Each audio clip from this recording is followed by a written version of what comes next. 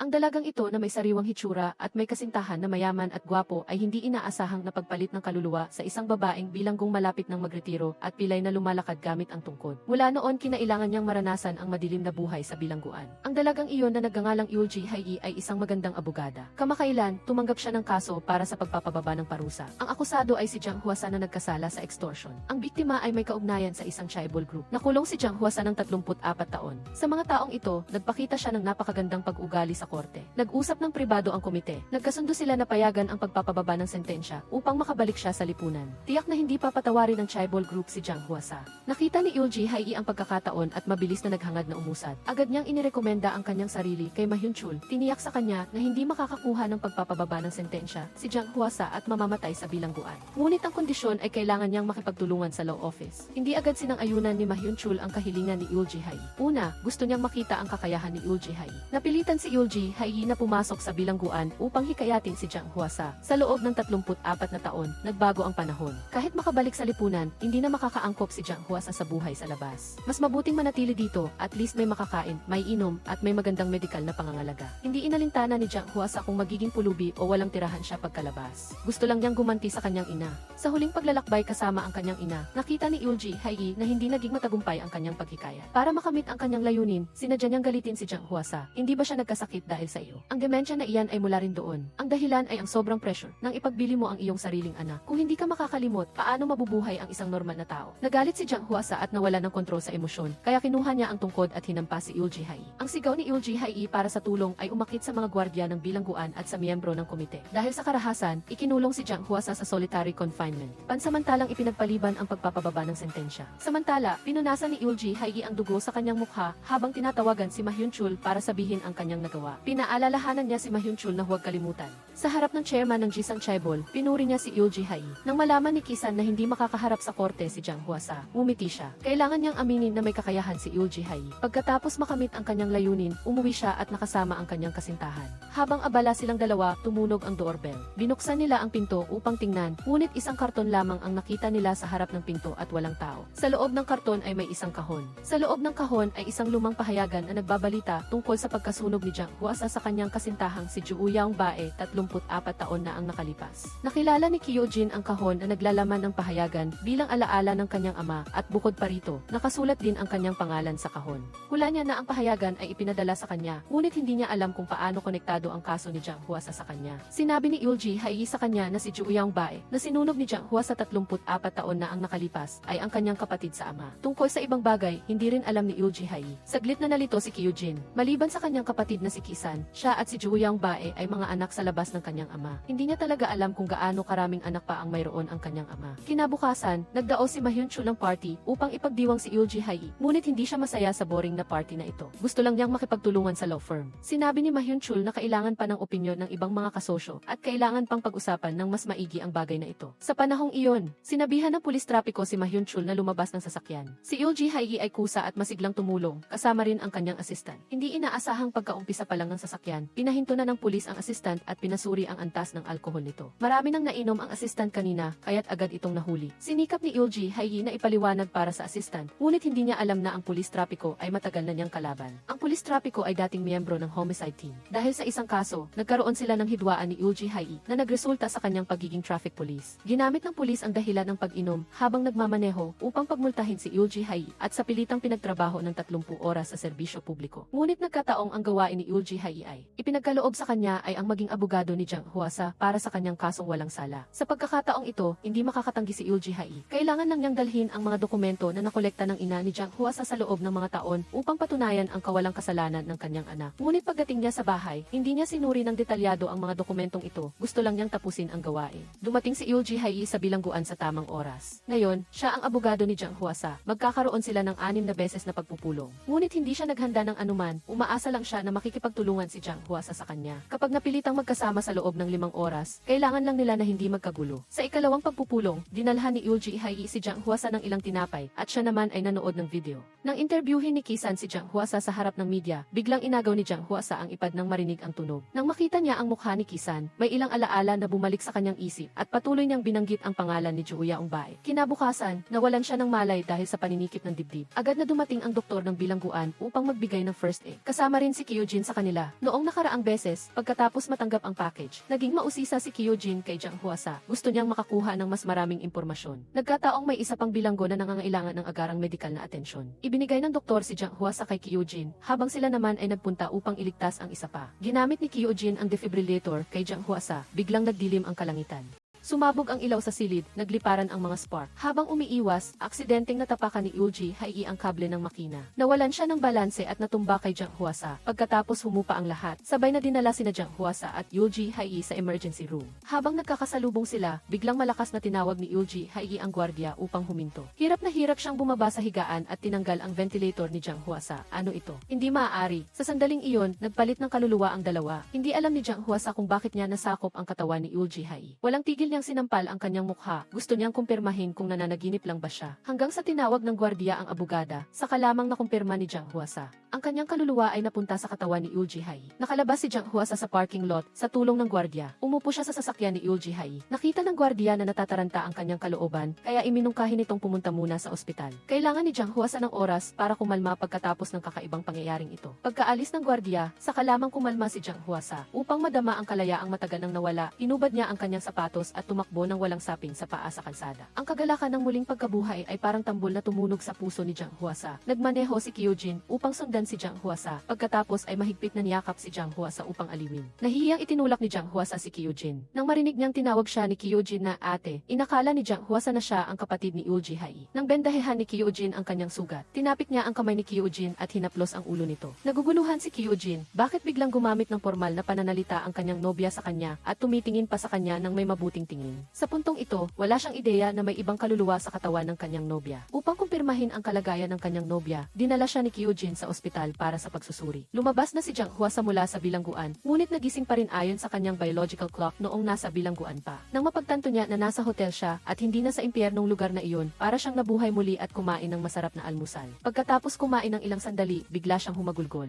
Hanggang ngayon ay hindi pa rin siya makapaniwala na buhay pa siya. Iniunat ni Jang Hwasa ang kanyang mga braso. Nagsimula siyang sumayaw tulad noong nasa bilangguan siya. Dati, umasa siya sa pagsasayaw para malampasan ang mahihirap na panahon, naglalarawan sa isip na nakakamit niya muli ang kalayaan. Ngayon, nagkatotoo na ang kanyang pangarap. Bumili si Jang Hwasa ng cake at bumisita sa nursing home para sa kanyang ina. Ilang taon nang hindi nagkikita, ang kanyang ina, na may malabong pag-iisip, ay hindi na siya matandaan. Lalo pa ngayon na sumasakop siya sa katawan ng ibang tao. Nang dumating ang nakababatang kapatid ni Jang Hwasa upang bisitahin ang kanilang ina, tinanong niya kung sino si Jang Hwasa. Magagamit lang ni Jang Hwasa ang pagkakakilanlan ni Ulji Hai at sinabing siya ang abogado ni Jang Hwasa. Pagkaalis sa nursing home, sinundan ni Jang Hwasa ang address na nakasulat sa FE ni Ulji Hai upang hanapin ang kanyang bahay. Ngunit hindi niya mabuksan ang combination lock. Naalala niya ang paraan ng pagbubukas ng lock gamit ang kuryente na sinabi ng kanyang mga kasamang bilanggo. Naghanap siya ng kasangkapan upang subukan. Ngunit kahit na umusok ang lock dahil sa kuryente, hindi ito bumukas. Ang kanyang mga kilos ay nakaakit sa atensyon ng pulisya at pati na rin sa traffic police na patuloy na sumusubaybay kay Ulji Hai. Dumating ang pulis upang tulungan si Jang Hwasa na buksan ang pinto ng bahay. Samantala, ginamit niya ang dahilan na gagamitin ang banyo upang makapasok sa study room at lihim na kunan ng litrato ang mga dokumento ng kaso. Dati, nakipag-away si Ulji Hai sa kanya. Para pasalamatan ang traffic police, dinalhan siya ni Jang Hwasa ng inuming may asukal. Sa alaala ng traffic police, mayabang at walang galang si Ulji Hai kaninang tanghali, kaya't ang kilos na ito ay nagpalito sa kanya. Bago umalis, nagtanong siya kung dalawa ba ang personalidad ni Ulji Hai o nagpa-plastic surgery siya. Nagulat si Jang Hwasa sa loob-loob niya at nagmamadaling pumasok sa bahay. Sinuri ni Jang Hwasa ang mga gamit sa bahay ni Ulji Hai. Sa hindi sinasadya, nakahanap siya ng dalawang singsing sa kabinet. Hula niya na ikakasal na sina Ulji Hai at Kyojin. Sumunod, aksidente niyang napindot ang pindutan para buksan ang projector. Ang ikinagulat niya ay ang larawan ng isang tao sa screen ay may pangalan ni Kisan na nakasulat doon.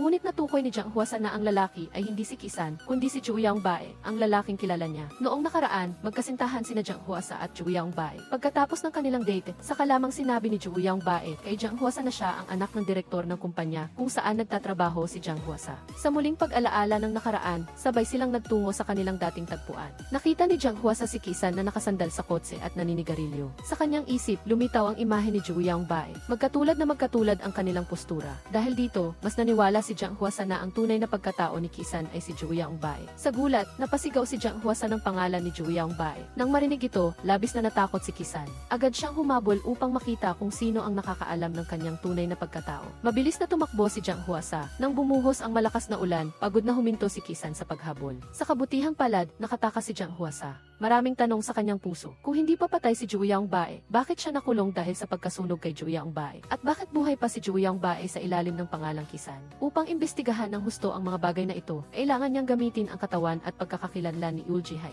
Para naman sa tunay na si Ulji Hai, paggising niya ay nalaman niyang siya na si Jiang Huasa. Sinubukan niyang tumakas sa ospital, ngunit muli siyang ikinulong sa isolation room. Paulit-ulit na umiiyak si Ulji Hai na siya ay isang abogada. Ngunit ang kilos na ito ay na-diagnose na sakit sa pag-iisip at kailangang ilipat sa ospital ng bilangguan ng psychiatric ward. Nang malaman niyang dumating si Jiang Huasa sa bilangguan upang ihatid siya, ayaw ni Ulji Hai na dalhin siya. Inakala pa niyang nakakita siya ng tagapagligtas, ngunit ang mga sinabi ni Jiang Huasa ay nagdulot ng pagkabahala sa kanyang puso. Ako ang abogadong si Ulji Hai at ikaw si Jiang Huasa. Malinaw na sinabi ni Jiang Huasa na gusto lang niyang hiramin ang katawan ni Ulji Hai upang imbestigahan ang ilang bagay. Nang makita niyang ayaw makipagtulungan ni Ulji Hai, walang awa na sinuportahan ni Jiang Huasa ang desisyon ng gwardiya na ilipat si Ulji Hai sa psychiatric hospital. Nang marinig ito, nagalit si Ulji Hai at sinaktan si Jiang Huasa upang ipakitang malinaw kay Ulji Hai ang realidad. Sa harap ng mga gwardiya at ni Kyujin ay inamin ni Jiang Huasa na dahil sa kuryente ay nagpalit sila ng kaluluwa ni Ulji Hai. Nakinig ang lahat na parang nakikinig ng biro at sabay-sabay silang humalakha. Sa totoo lang, walang maniniwala sa ganoong kakaibang bagay. Ganap nang naniwala si Ulji Hai na hindi niya mapapatunayan ang kanyang pagkakakilanlan sa sitwasyong ito. Para makapanatili, napilitan siyang umamin na siya si Jiang Huasa at ang lahat ng nangyari ay pagpapanggap lamang niya ng kabaliwan upang mabawasan ang kanyang sentensya. Pinayagan si Ulji Hai na manatili. Hiniling niya kay Jiang Huasa na makipag-ugnayan sa kanyang assistant upang ipasa ang kanyang resignation letter at hindi siya dapat biglang sumulpot sa kumpanya upang sirain ang kanyang karera. Ang pinakamahalaga ay hindi niya dapat gamitin ang kanyang katawan upang gumawa ng anumang kaduda-dudang bagay kay Kyujin. Pagkaalis sa bilangguan, ibinigay ni Jiang Huasa ang resignation letter sa assistant ayon sa tagubilin ni Ulji Hai. Akala ng assistant ay may problema ang kanyang isip kaya direkta niya itong dinala sa pintuan ng courthouse. Sa pilitan siyang pinapunta upang personal na iabot ang liham kay Ma Hyun-chul. Habang naghihilahan sila, biglang lumitaw si Kisan at kusang loob na nakipagkamay kay Jiang Huasa. Ang larawang ito ay nagpatong sa alaala ni Juyaong Bae na nag-abot din ng kamay sa kanya noon. Labis siyang nagulat kaya nawalan siya ng balanse, ngunit mabilis siyang inalalayan ni Kisan. Nang malaman niyang may kinalaman ang kaso kay Kisan, lubos na naghanda si Jiang Huasa. Ginamit niya ang pagkakakilanlan ni Ulji Hai bilang abogado upang pumasok sa korte. Ang paglilitis na ito ang pangalawang sesyon ng kaso ng anak ni Kisan. Ang traffic police ang tumayong saksi at ibinigay niya ang mga nakalap na ebidensya sa hukom, sabay na nagpatunay na hindi ito aksidente,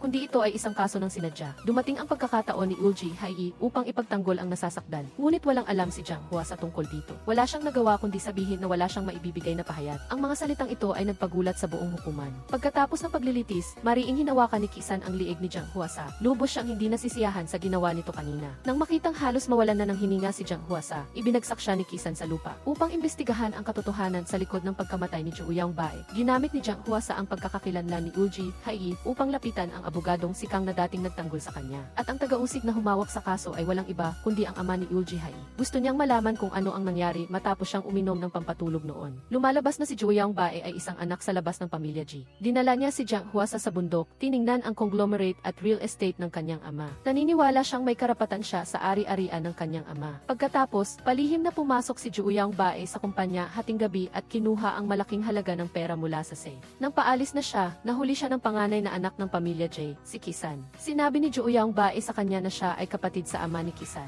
Ngunit malinaw na hindi alam ni Kisan ang kanyang pag-iral. Itinulak ni Juyaong Bae si Kisan at tumakas. Hinabol siya ni Kisan upang pigilan. Sa gitna ng kanilang pagtatalo, aksidenteng naitulak ni Juyaong Bae si Kisan sa hagdanan at namatay si Kisan. Dala ang katawan na puno ng sugat, sumakay si Juyaong Bae sa kotse. Nagmamadaling tinanong ni Jiang Huasa kung ano ang nangyari, ngunit hindi nagsalita si Juyaong Bae. Nang makita niyang uminom si Juyaong Bae ng kape na may pampatulog, kinuha rin ni Jiang Huasa ang tasa. Kusang loob na namatay kasama si Juyaong Bae para sa pag-ibig. Ngunit nang magising si Jiang Huasa, siya na ang naging kriminal na nagsunog kay Juyaong Bae nang walang paliwanag. At ang tunay na si Juyaong Bae ay lumitaw bilang si Kisan. Wala ring alam sina Abogado Kang at Obong Sang, ang ama ni Ulji Hai, tungkol sa misteryosong nakaraan na ito. Pagkatapos ng investigasyon, natuklasan nila na ang lahat ng mga opisyal na humawak sa kaso ni Jiang Huasa noon ay may malapit na relasyon kay Juyaong Bae. Pumunta si Jiang Huasa sa harap ng bahay ni Juyaong Bae. Sumumpa siya na tiyak na malalaman niya ang katotohanan. Upang maibalik ang kanyang malinis na pangalan at upang magawa ito, kinakailangan niyang umasa sa pagkakakilanlan ni Ulji Hai. Pagdating sa bahay, sinunog ni Jiang Huasa ang resignation letter. Nagpa siya siyang magtrabaho sa ilalim ng pagkakakilanlan bilang abogadong si Eulji Hai. Sa panig ni Jiang Huasa, pagkatapos niyang magdesisyon, hindi na rin nagkagulo si Eulji Hai. Nabuhay siya sa bilangguan bilang si Jiang Huasa. Aktibo siyang nakilahok sa iba't ibang aktibidad. Isang araw, aksidente siyang nakainom ng isang bote ng inuming mailasang peach. Nang maalala niyang allergy siya sa peach, biglang lumakas ang tibok ng kanyang puso at nahirapan siyang huminga. Hanggang sa paalalahanan siya ng isang kapwa bilanggo na siya ang pinakagusto sa lasang peach. Saka lamang napagtanto ni Eulji Hai na walang kakaiba sa katawan na ito. Ang nangyari kanina ay isa lamang hindi sinasadyang reaksyon ng katawan. Biglang naisip ni Eulji Hai.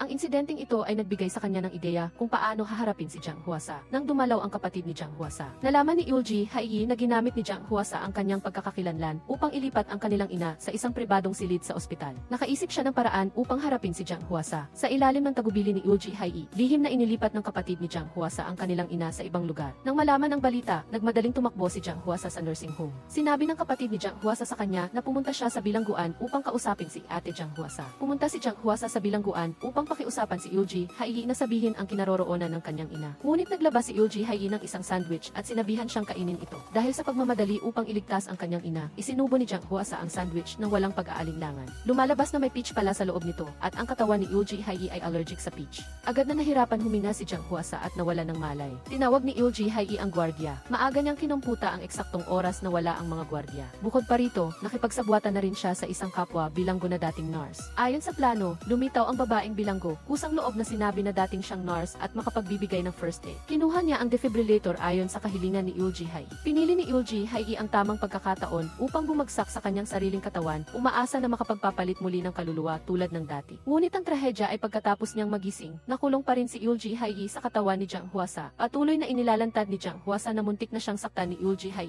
Ngunit para kay Eulji Hai, ang mabuhay bilang isang bilanggo ay mas masahol pa sa kamatayan. Galit na galit si Jiang Huasa at sinabing hindi na niya ito muling makikita. Ginamit ni Eulji Hai ang kinaroroonan ng ina ni Jiang Huasa upang takutin siya. Sa pagkakataong ito, hindi sumuko si Jiang Huasa, hinugot niya ang ki at umalis. Gusto niyang gamitin ang sarili niyang paraan upang hanapin ang ina ni Eulji Hai. Walang nagawa si Eulji Hai kundi tingnan si Kyujin na sinamahan si Jiang Huasa palabas. Sumigaw siya sa sakit, sinadyang humanap ng dahilan para manatili si Kyujin at gamutin ang kanyang sugat. Gusto ni Eulji Hai na subukang sabihin kay Kyujin na siya ang tunay na kasintahan. Nang makitang hindi naniniwala si Kyujin, hinila niya si Jiang Huasa at hiniling na sabihin niya ang totoo kay Kyujin. Ngunit pinalaan siya ni Jiang Huasa na kung magpapatuloy siya sa paggawa ng gulo, dadalhin niya siya sa psychiatric hospital. Pagbalik sa bahay, tinulungan siya ni Kyujin na buksan ang pinto. Pinalitan ni Jiang Huasa ang password at hiniling kay Kyujin na ipaalam muna sa kanya kung gusto niyang pumasok. Naisip ni Kyujin na lalong nagiging kakaiba ang mga kilos ng kanyang nobya, ngunit nagpatuloy lang siya ng walang tanong. Upang mahanap ang kinaroroonan ng kanyang ina, pumunta si Jiang Huasa sa bahay ng kanyang kapatid na babae at ikinuwento ang nangyari sa kanilang dalawa noong nasa bilangguan pa sila. Ikinuwento rin niya kung paano niya hiniling sa kapatid na alagaan ang kanilang ina pagkalabas niya. Pagkatapos, diretsahan niyang sinabi na siya si Jiang Huasa at aksidente lang siyang napagpalit ng kaluluwa kay Eulji Hai.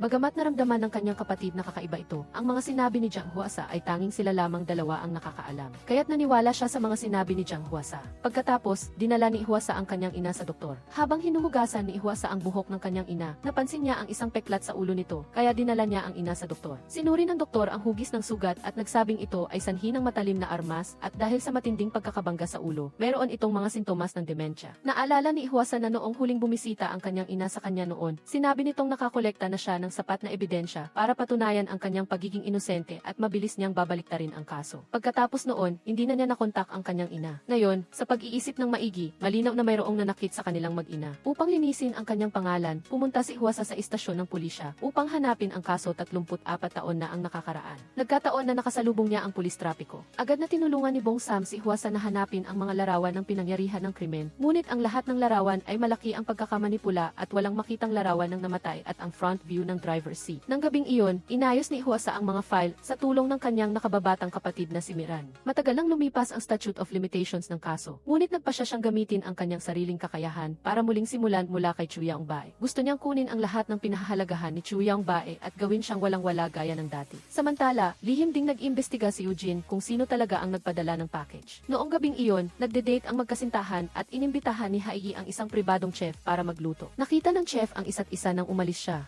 Nilabas ni Eugene ang larawan ng suspect para ipakita sa chef. Napakahusay nitong nagkubli kaya hindi nakita ng chef ang mukha niya, ngunit naalala niyang nakasuot ito ng relo na kapareho ng kay Hyun-chul. Dinala ni Eugene ang kahon kay Hyun-chul at direkta niya itong tinanong kung bakit niya ginawa iyon. Sumang-ayon si Hyun-chul na sagutin si Eugene, ngunit hiniling din niyang makipagtulungan siya sa kanya. Gusto niyang pamunuan niya ang korporasyon kapalit ni Chu Young-bae, habang gusto niya naman ang lahat ng shares ng law firm. Hindi pa nakakasagot si Eugene nang biglang sumigaw ang anak na babae ni Hyun-chul. Lumabas si Hyun-chul para tingnan at nakita niya ang kanyang alagang hayop na kanina lang ay masigla pa. Pinapatay ng masakit. Malinaw na mayroong nagbabala sa kanya na huwag gumawa ng anuman na walang pahintulot. Palaki ng palaki ang gulo. Nalulungkot si Eugene at gusto niyang aliwin siya ni Hai. Ngunit nang puntahan niya si Hai, nakita niya si Bong Sam na nagri-ring ng doorbell. Malungkot na umalis si Eugene. Upang magamit ang katauhan ni Hai sa investigasyon, dinala ni Hwasa si Miran upang magtrabaho sa law office. Nang makita ni Miran ang liham mula sa bilangguan, natakot siya at agad na ipinaalam kay Hwasa. Sa panahong ito, hindi sumusuko si Hai. Naisip niya na si Hyun-chul lang ang makakatulong sa kanya ngayon, kaya pagbalik niya sa kanyang selda, agad siyang nagpadala ng liham dito. Nakita lang ni Hyun-chul si Hwasa na sumugod sa kanyang opisina, na gustong tulungan siyang ayusin ang mga sulat. Mukhang alam niya ang nakasulat sa liham ni Hwasa. Sabi niya ay nagpalit sila ng katawan. Siya ba talaga si Jang Hwasa? Para hindi na magduda si Hyun-chul, sinabi niya na habang nakakulong, nagkaroon si Hwasa ng delusyon ng pagkakakilanlan, para maniwala si Hyun-chul na si Hai ang nasa harapan niya at hindi si Hwasa, upang patunayan ito. Sunod-sunod na gumamit si Hyun-chul ng English at Chinese para makipag-usap kay Hwasa. Nakita niyang matatas si Hwasa sumagot kaya lubos siyang naniwala na ito si Hai. Kaya itinapon niya ang mga liham sa basurahan. Maswerteng nakaligtas si Hwasa. Nang makalabas, pinagpawisan siya ng malamig. Ngunit hindi niya alam na biglang nakaramdam si Hyun-chul ng kakaiba, kaya kinuha niya ang liham mula sa basurahan para suriin. Biglang nakita ni Hwasa ang isang safe sa aparador ni Hai. Nang makahanap siya ng tao para buksan ang safe, nakita niya ang maraming pera at alahas sa loob. Sa ilalim ay isang larawan ng isang lalaking may hawak na pera. Naghanap si Mira ng isang taong bihasa sa pagbili at pagbebenta ng impormasyon para makakalap ng balita. Noon lang nila nalaman na ang lalaki sa larawan ay isang traffic accident analyst at siya rin ang nagpeke sa kaso ng anak ni Chu Young-bae. Nang pinagsama-sama ni Hwasa ang buong kwento, naunawaan niya. Totoo nga, ang anak ni Chu Young-bae ay nagkasala ng pananakit. Malaki ang posibilidad na binayaran ni Hai si Ji Chang-sung para gumawa ng peking ebidensya upang tulungan si Chu Young-bae na makatakas sa parusa. Nagpunta si Hwasa at Miran sa korte para harapin si Hai tungkol dito. Sakto namang dumating din si Hyun-chul para bisitahin si Hai. Agad na naramdaman ni Hwasa na may mali. Sumugod siya para pigilan sila. Upang patunayan ang kanyang pagkakakilanlan kay Hyun-chul, isinawalat ni Hai ang sikreto ni Hyun-chul na minsan ay niloko niya ang isang estudyante. Lubusang natulala si Hyun-chul. Sa wakas ay naniwala siya na si Hai ang nasa harapan niya. Simula nang dumating si Hwasa, nagkasundo na sina Hai at Hyun-chul. Tiniyak ni Hyun-chul na susundin niya ang sinabi ni Hai. Tutulungan siyang mabawasan ang kanyang sentensya para makalabas ng kulungan. Lalo pang nahirapan si Hyun-chul na maniwala, kaya dali-dali siyang kumontak kay Chu Young-bae para iulat ito. Upang pigilan si Hyun-chul na isiwalat ang katotohanan kay Chu Young-bae, pumunta si Hwasa sa tirahan ni Chu Young-bae ng mas maaga. Nang dumating si Hwasa, nauna nang nakarating si Hyun-chul. Inilabas niya ang recording kanina, kung saan personal na inamin ni Hwasa na siya si Hai at itinuro rin na si Hai na kararating lang ay may kaluluwa ni Hwasa sa kanyang katawan. Upang itago ang sikreto, mag-isa na nakipagnegosasyon si Hwasa kay Chu Young-bae. Inilabas ni Chu Young-bae ang dalawang larawan at lumabas na matagal na niyang inimbestigahan at nalaman na ang babaeng tumawag sa kanyang pangalan noong gabing iyon ay si Hai. Sinabi niya kay Hwasa na nasa katawan siya ni Hai. Kailangan niyang ipaliwanag kung bakit siya naroon at bakit niya tinawag ang pangalang iyon. Nagkunwari si Hwasa na kalmado. Nagpasinungaling siya na inutusan siya ni Hyun-chul na gawin iyon. Upang tuluyang maalis ang pagdududa ni Chu Young-bae, inilabas ni Hwasa ang larawan ni Ji Chang-sung. Sinabing siya lang ang makakatulong para maging inosente ang anak nito. Hindi talaga naniniwala si Chu Young-bae sa kakaibang pagpapalit ng kaluluwa. Ngunit ang kapalaran ng kanyang anak ay nasa kamay ni Hai. Kaya naman, hindi niya pinansin ang mga sinabi ni Hyun-chul. Natuklasan ni Hwasa ang video ng kakaibang sakit ni Hyun-chul sa computer ni Hai. Ginawa niya ang video para takutin si Hyun-chul na makipagtulungan sa kanya upang isiwalat ang sikreto ni Chu Young-bae na nagpanggap na si Kisan. Sumang-ayon si Hyun-chul na makipagtulungan pagkatapos niyang pag-isipan. Kasabay nito, ibinunyag din niya ang isang sikreto. Si Eugene ang kahinaan ni Chu Young-bae. Gusto niyang samantalahin ito, kaya nakipag-ugnayan siya kay Eugene. Habang naghihintay ang dalawa, tinanong ni Hwasa si Hyun-chul kung siya ba ang naging abogado niya noon sa utos ni Chu Young-bae. Naalala ni Hyun-chul ang nangyari noon. Noon ay isang mahirap na tao siya na walang makain at si Chu Yangbae ang nagbigay sa kanya ng kayamanan at inutusan siyang tiyakin na si Hwasa ay masentensyahan.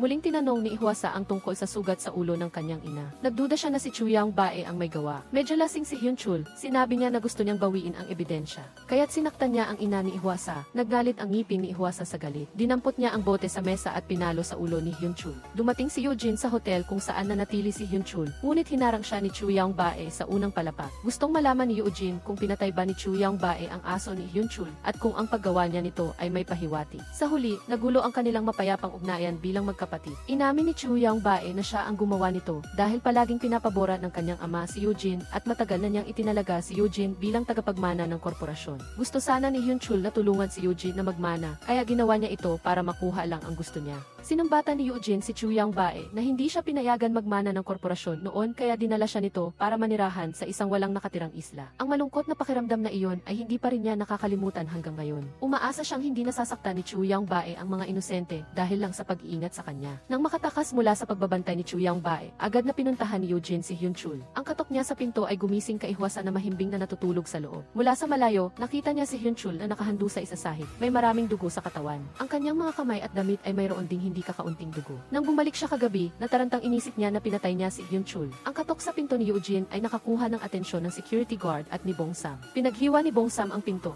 Natagpuan si Hyunchul na patay, kaya't agad siyang tumawag sa pulis. Napansin ni Eugene ang paggalaw sa balkonahe, kaya lumapit siya upang tingnan. Sa oras na ito, nanginginig si Hwasa na nakatago sa loob. Nang marinig ang mga yabag, pinulot ni Eugene ang isang tissue na may dugo. Pinulot niya ito at inilagay sa bulsa. Pagkatapos ay nagpatuloy sa paglakad patungo sa balkonahe. Hindi niya inaasahang itutulak siya ni Bong Sam palabas.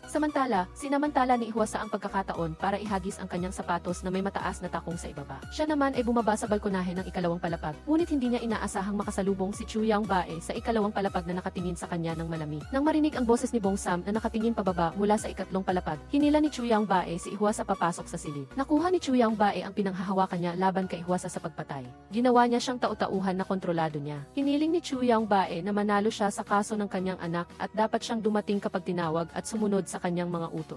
Sa oras na iyon, pumasok si Bong Sam sa kwarto ni Chu Yangbae para mag-imbestiga. Walang sinabi si Chu Yangbae, itinuro lamang niya na protektahan si Hwasa. Pumasok si Bong Sam sa kwarto para tingnan kung may kakaiba. Agad na nataranta si Chu Yangbae. Hindi niya inaasahan na kusang lalabas si Hwasa. Nagpalit si Hwasa ng damit na may dugo at pinulupot ng tuwalya ang sugat sa kanyang kamay. Sinabing pinag-uusapan nila ang kaso ng anak ni Chu Yangbae at wala siyang alam sa nangyari sa labas. Walang nakitang kakaiba si Bong Sam kaya umalis na lang siya. Maya-maya, bumalik si Hwasa sa bahay ni Miran na hawak ang maruming damit at isinalaysay ang lahat ng nangyari sa kanya. Para hindi siya imbestigahan ng pulis, dinala ni Hwasa si Miran para hanapin ang sapatos at ang mga bagay na itinapon niya sa ibaba. Madali nilang nahanap ang sapatos, ngunit ang basahan na may dugo ay ipinadpad ng hangin sa harapan ni Bong Sam. Akala ni Bong Sam ay basura lang iyon kaya agad niya itong itinapon sa basurahan. Noon lang nakahinga ng maluwag sina Hwasa at Miran, ngunit hindi nila inaasahan na pagkaalis nila, lalo pang napaisip si Bong Sam na may mali kaya bumalik siya sa basurahan para pulutin ang basahan at naghanap pa ng janitor.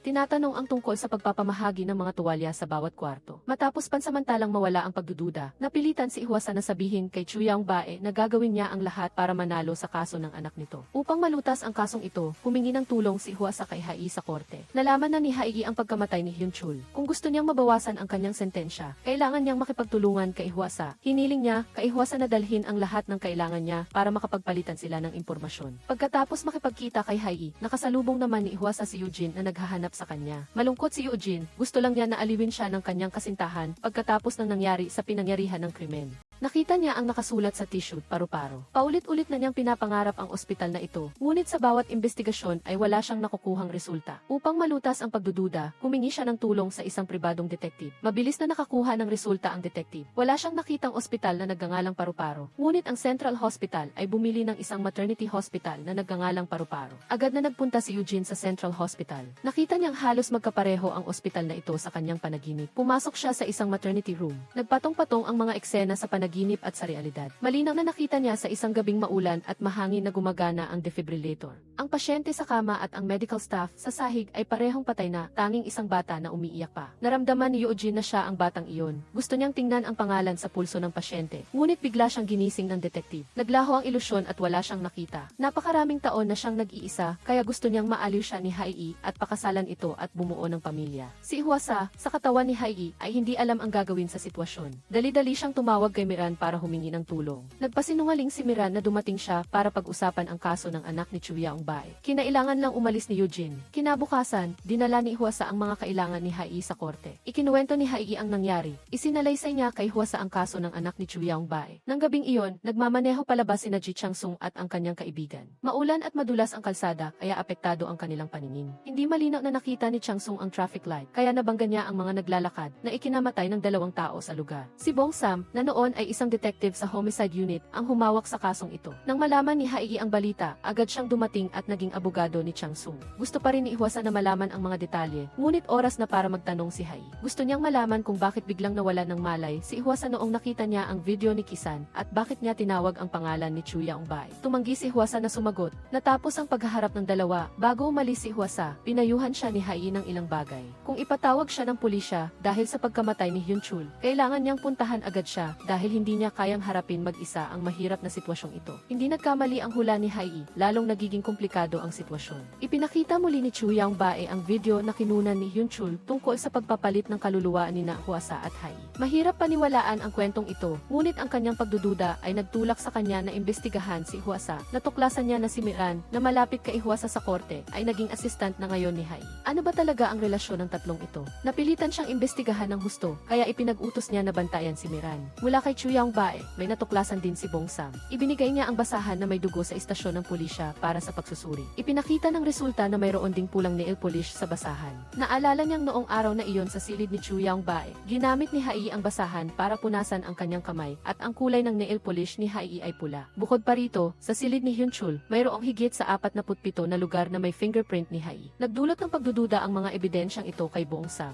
Agad niyang kinontak si Hai. Nang makita niya ang sugat sa kamay ni Hai, hinawakan niya ito at kinwestiyon kung saan nanggaling ang sugat. Agad na nataranta si Hwasa. Hindi niya alam kung paano sasagutin. Pinakalma ni Hwasa ang kanyang sarili. Nagpasinungaling siya na ang sugat ay aksidente niyang nakuha noong araw ng libing ni Hyun-chul nang mabasag niya ang isang baso ng alak. Pinilit ni Bong Sam na sabihin ni Hwasa ang oras ng pagpapagamot at diagnosis ng kanyang sugat. Tumanggi si Hwasa na sumagot at mabilis na lumabas. Pagbalik, upang makapaghanda, pinakiusapan ni Hwasa si Miran na tulungan siyang makipagkita sa doktor para baguhin ang oras ng diagnosis. Pagkatapos, isinalaysay niya kay Chu Yaong-bae ang pag-imbestiga ni Bong Sam sa kanya at hiniling kay Chu Yaong-bae na tulungan siyang harapin si Bong Sam. Sa labas, sumang-ayon si Chu Yaong-bae, ngunit sa likod niya, nagpasya siyang kikilos lamang kapag si Hwasa ay nasa bingit na ng kapahamakan para mapagtanto ni Hwasa ang kanyang kahalagahan. Nang gabing iyon, nanaginip si Hwasa na dinadalaw siya ni Hyun-chul para maningil ng buhay. Ang panaginip ay nag-udyok sa kanya na maalala ang isang mahalagang bagay. Nakita niya ang isang recording pen sa kwarto ni Hyun-chul noon. Pagkatapos mamatay ni Hyun-chul, lumitaw ang recording pen na iyon sa bahay ni Chu Yaong-bae. Nakita na niya ang pen na iyon noon at pinaghihinalaan niyang may nilalaman ito na makakasama sa kanya. Kaya, nagtungo siya sa bahay ni Chu Yaong-bae sa ilalim ng dahilan ng pagbisita sa asawa nito. Samantala, nagkunwari siyang pupunta sa banyo para makapunta sa opisina ni Chu Yaong-bae at hanapin ang recording pen. Nagbantay si Miran sa labas ng pinto. Nang makita niyang umuwi si Chu Yaong-bae, nagpadala siya ng text message kay Hwasa. Pero malas, nasa bulsa ni Hwasa ang telepono niya, kaya hindi niya nakita ang mensahe. Nang malaman ni Chu Yaong-bae na si Hai ay nasa bahay niya, agad siyang naging alerto. Hindi siya kumilos ng padalos-dalos, bagkus ay pinanood niya ang bawat galaw ni Hai. Walang nakita si Hwasa mula sa siwang, ngunit nahuli ang kanyang pansin ang trophy sa mesa. Nang makita ang University of Chicago na nakasulat sa trophy, naalala niya noong assistant pa siya ng ama ni Chu Yaong-bae. Sinabihan siya ni Envis G na magpadala ng gamit kay Kisan sa University of Chicago. Ngayon, sa paggunita, naniniwala si Hwasa na posibleng sinaktan nga ni Chu Yaong-bae si Kisan. Lihim na nagmamasid si Chu Yaong-bae. Nang makita niya si Hai na nakatingin sa trophy, hindi niya matukoy kung si Hwasa ba si Hai ngayon.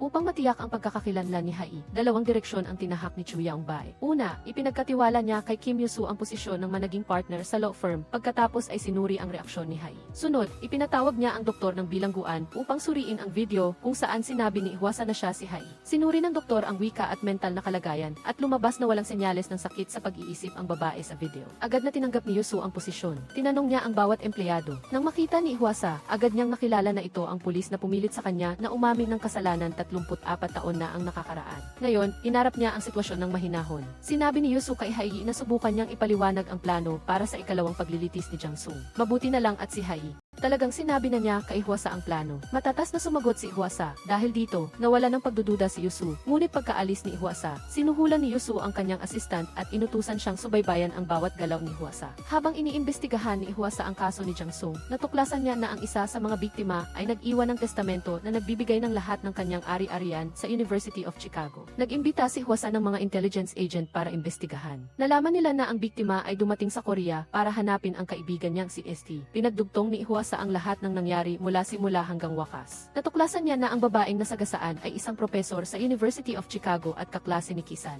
Pumunta siya sa bilangguan para tanungin si Hai. Ang kaso ni Jang Sung ay hindi aksidente, kundi sadyang pagpatay. Binayaran ni Hai ang espesyalista para gawing aksidente sa trapiko ang kaso, para ba itago ang pagpatay. Tumanggi si Hai na sumagot, galit na sinumbata ni Hwasa si Hai, hindi ka nagtatanggol ng tao, kundi ng pera. Pagkaalis sa bilangguan, sinuri ni Hwasa kasama si Miran. Kung ang babaeng nasagasaan ni Jang Sung, o ang espesyalista, maging ang kanyang ina, lahat ng nakakaalam o naghihinala na si Kisan ay si Chu Yaong Bae ay walang magandang kinahinatnan. Ngayon, para malutas ang misteryo, kailangan nilang hanapin ang totoong Kisan.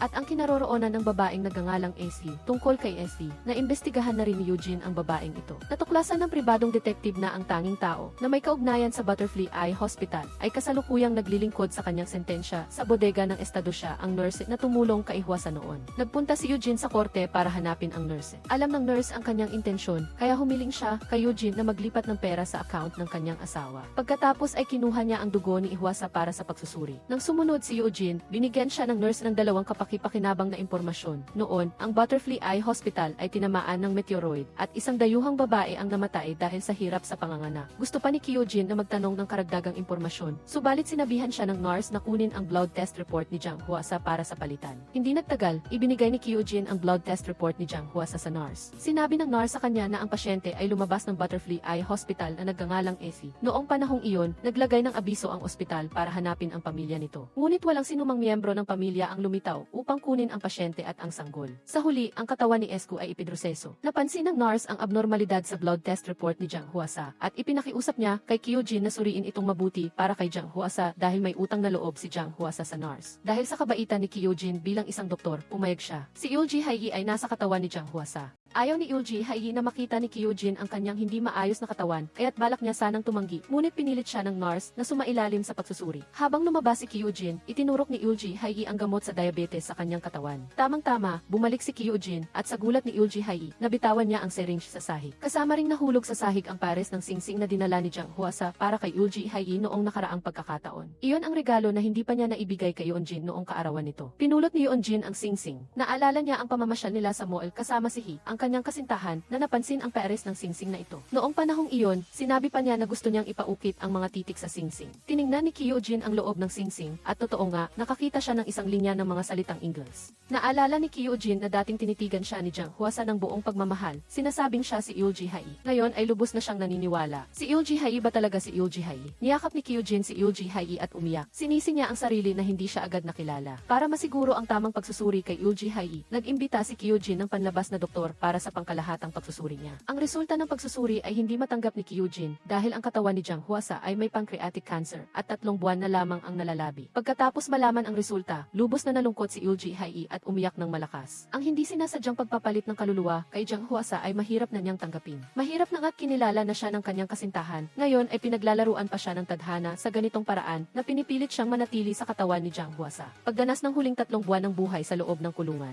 niyakap ni Kyojin si Ulji Hayi at nangako siyang maghahanap siya ng paraan upang ibalik ang katawan. Nalaman ni Jang Hwasa na nasa ospital si Ulji Hayi kaya dali-dali siyang pumunta upang suriin. Gusto sana ni Kyojin na sisihin si Jang Hwasa sa pagkuha ng katawan ni Ulji Hayi, ngunit pinigilan siya ng kanyang kasintahan. Nagkunwari si Ulji Hayi na hindi niya kilala si Kyojin at nagkunwari siyang kalmado habang pinalayas siya. Pagkatapos, nagsinungaling siya kay Jang Hwasa na mayroon lamang siyang ilang maliliit na sakit sa pagtanda at hindi niya sinabi kay Jang Hwasa ang tungkol sa cancer. Hindi rin gaanong nagsalita si Kyojin, abala siya sa pag-iisip kung paano maibabalik si Ulji Hayi Hai sa kanyang katawan. May kasabihan na kung ano ang iniisip mo sa araw ay napapanaginipan mo sa gabi. Napanaginipan ni Kyujin si Jang Hwasa at ang Butterfly Maternity Hospital. Ang defibrillator sa mesa at ang iyak ng bata ay biglang nagpagising kay Kyujin. Naalala niya ang paraan upang ibalik ang kaluluwa ni Jang Hwasa at Yulji Hai. Dali-dali si Kyujin sa imbakan upang hanapin ang defibrillator. Ngunit nalaman niyang naibenta na pala bilang scrap ang defibrillator na naging sanhi ng pagpapalit ng kaluluwa ng dalawa. Iginuhit ni Kyujin ang hugis ng makina upang ipahanap sa isang pribadong detective. Pagkatapos ay ipinaliwanag niya kay Yulji Hai kung paano gamitin ang defibrillator upang ibalik ang kanilang kaluluwa. Ngunit sinubukan na ito ni Yulji Hai noon at nalaman niyang walang saysay. Sinuri ni Kyujin ang unang pagkakataon na ginamit ang defibrillator. Si Yulji Hai, si Jang Hwasa at siya ang magkasama kaya nagtagumpay ang pagpapalit ng kaluluwa. Nang gamitin sa pangalawang pagkakataon,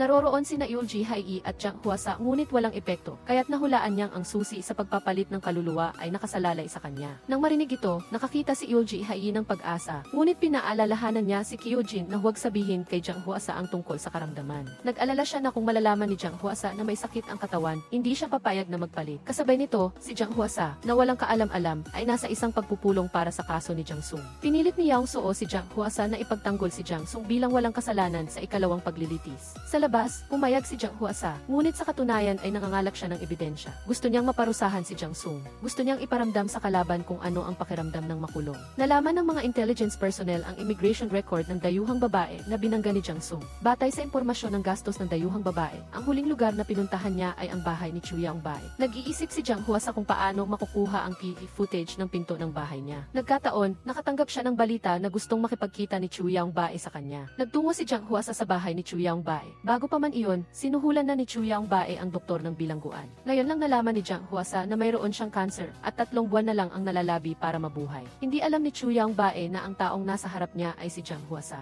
Talagang gusto niya sanang hintayin na matapos ang kaso ni Jang Sung at ipagpatuloy ang pagpapahawak kay Yulji Hai sa kaso ni Jang Hwasa upang si Jang Hwasa ay dumanas ng kanyang huling sandali sa loob ng korte. Nang malaman ni Jang Hwasa ang balita, nagulat siya na may sakit ang kanyang katawan at kinasusuklaman niya ang kalupitan ni Chu Yaong-bae. Kahit ang isang taong malubhang may sakit ay hindi niya pinatawad. Nang umalis si Jang Hwasa, nagkataon na nabangga niya si Kyujin. Kinuwestiyon niya kung bakit itinago sa kanya ang tungkol sa sakit. Sinisi ni Kyujin si Jang Hwasa sa pagpapanggap bilang si Yulji Hai upang linlangin ang lahat. Umaasa siyang makikipagtulungan si Jang Hwasa sa kanya upang maibalik ang kanilang mga katawan. Ipinahanap na niya sa isang pribadong detective ang defibrillator. Hinihiling niya na sa ganap na 7 ng umaga bukas, kailangan niyang sumama sa kanya sa ospital.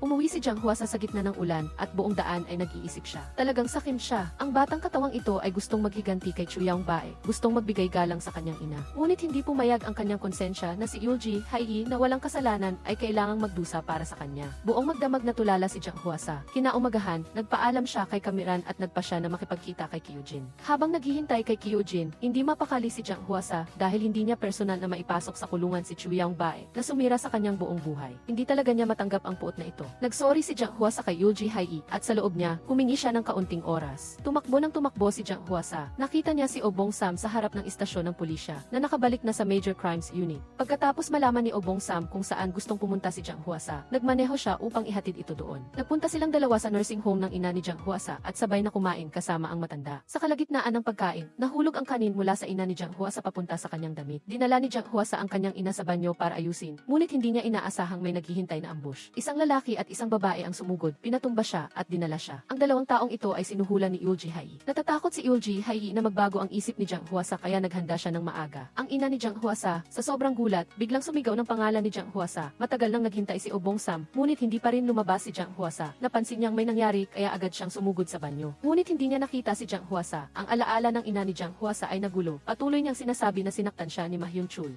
Hindi nagtagal, tumunog ang telepono ni Yulji Hai. Sinabihan niya si Kyujin na salubungin si Jang Hwasa sa pasilyo na walang malay. Itinulak ni Kyujin si Jang Hwasa sa silid ng pasyente. Pagbalik niya, nakita niyang si Yulji Hai ay nawalan ng malay. Walang sinuman ang umasa na biglang makikialam si Chu Yaong-bae. Sa kanyang bakanting oras, naaalala niya ang mga bagay na nangyari noong kasama pa niya si Jang Hwasa at gusto niyang makita si Jang Hwasa muli. Kaya sinuhulan niya ang tagapagbantay ng bilangguan upang lagyan ng pampatulog ang inumin. Nagbago ang sitwasyon at nagmamadali ang oras. Kailangan lang ilagay ni Kyujin si Jang Hwasa sa sahig. Pagkatapos ay tinali niya ang mga kamay ni Jang Hwasa at Yulji Hai. Kasabay nito, dumating na si Chu Yangbae sa ospital. Narinig ni Kyojin ang mga yapak at binuksan niya ang pinto para tingnan. Nadat natuklasan ni Kyojin na papalapit si Chu Yangbae sa silid ng pasyente. Sa ilalim ng matinding pagmamadali, itinulak niya si Yoji Hai sa ilalim ng kama. Tiningnan ni Chu Yangbae ang kanyang kasintahang walang malay sa kama ng pasyente at ang kanyang kalooban ay lubhang komplikado. Sa sandaling iyon, si Jiang Huasa na nasa ilalim ng kama ay biglang nagising. Natakot si Kyojin na gumawa siya ng ingay kaya mahigpit niyang tinakpan ang kanyang bibig. Buti na lang, nakatanggap si Chu Yangbae ng tawag sa telepono kaya dali-dali siyang umalis. Hinila ni Kyojin si Jiang Huasa palabas at muling isinaksak ang defibrillator. Hindi niya pinansin ang pakiusap ni Jiang Huasa at direktang idiniin ang defibrillator sa katawan ni Yoji Hai. Agad na namatay ang lahat ng ilaw sa ospital at umalinggaw ang tunog ng kuryente mula sa sistema ng ilaw. Naramdaman ni Chu Yangbae sa pasilyo na napakahiwaga nito, ngunit hindi rin siya nagtagal. Sa sandaling iyon, nang lumabas si Kyojin para bumili ng yelo, nagising si Yoji Hai. Agad siyang sumugod sa banyo upang suriin ang kanyang mukha. Masayang nalaman ni Yoji Hai na siya at si Jiang Huasa ay sa wakas ay nakapagpalit na muli. Hinanap ni Yoji Hai si Kyojin sa lahat ng dako. Tamang-tama, nakita siya ni Chu Yangbae. Kinailangan lang sumakay ni Yoji Hai sa sasakyan ni Chu Yangbae at umalis. Nagsinungaling siya na narinig niyang hindi na magtatagal si Jiang Huasa kaya binisita niya ito. Pinakitaan ni Chu Yangbae si Yoji Hai ng isang video clip. Ito ay si Jiang Huasa sa katawan ni Yoji Hai na pumapasok sa silid ni Ma Hyun-chul. Ginagamit ni Chu Yangbae ang video upang takutin si Yoji Hai. Kapag bukas, hindi na pawalang sala ang kanyang anak, ibibigay niya ang video na ito sa pulisya. Kinamuhian ni Yoji Hai si Jiang Huasa dahil sa pagbibigay sa kanya ng problema. Ngunit sa ngayon, kailangan niyang sumang-ayon at ibuhos ang lahat ng kanyang lakas para sa paglilitis bukas. Bumalik si Kyojin sa silid ng pasyente at nakita niyang nawala na si Yoji Hai habang ang katawan ni Jiang Huasa ay nakahiga sa kama. Hindi niya alam kung nakapagpalit na ba sila ng katawan. Hindi niya alam kung si Jiang Huasa ba o si Yoji Hai ang nakahiga sa harap niya. Bumalik si Yoji Hai sa law office at lubos siyang nag-focus sa kaso ni Jiang Sung. Walang sinuman ang nakapansin sa kanyang kakaiba. Kahit si Kamiran ay hindi nakita na ang taong nasa harap niya ay hindi na ang kanyang kapatid, kundi ang abogadong si Yoji Hai. Sa katunayan, nagkaroon din ng pag-unlad ang investigasyon ni Kamiran. Sa pamamagitan ng dashcam ng ibang sasakyan, nakahanap siya ng video. Mula sa surveillance camera sa harap ng bahay ni Chu Yangbae, nakita niya ang dayuhang babae na nakikipagkita sa anak ni Chu Yangbae. Papasok na sana si Kamiran para ibigay ang video kay Yoji Hai nang biglang sumugod si Kyojin. Tinanong niya si Yoji Hai kung nakapagpalit na sila ng kaluluwa. Naisip ni Yoji Hai na maihawak si Chu Yangbae na ebidensya laban sa kanya, kaya kailangan niyang gamitin ang pagkakakilanlan ni Jiang Huasa upang makakuha ng ebidensya laban kay Chu Yangbae na nasa kamay ni Kamiran. Upang hindi mapukaw ang hinala, napilitan si Kamiran na lokohin si Kyojin na hindi pa sila nakapagpalit at na siya pa rin si Jiang Huasa. Ginamit ni Yoji Hai ang pagkakakilanlan ni Jiang Huasa upang ipaubaya sa kanya ni Kamiran ang mga dokumento na hawak niya. Walang pag-aalinlangan si Kamiran at una niyang ipinakita ang video.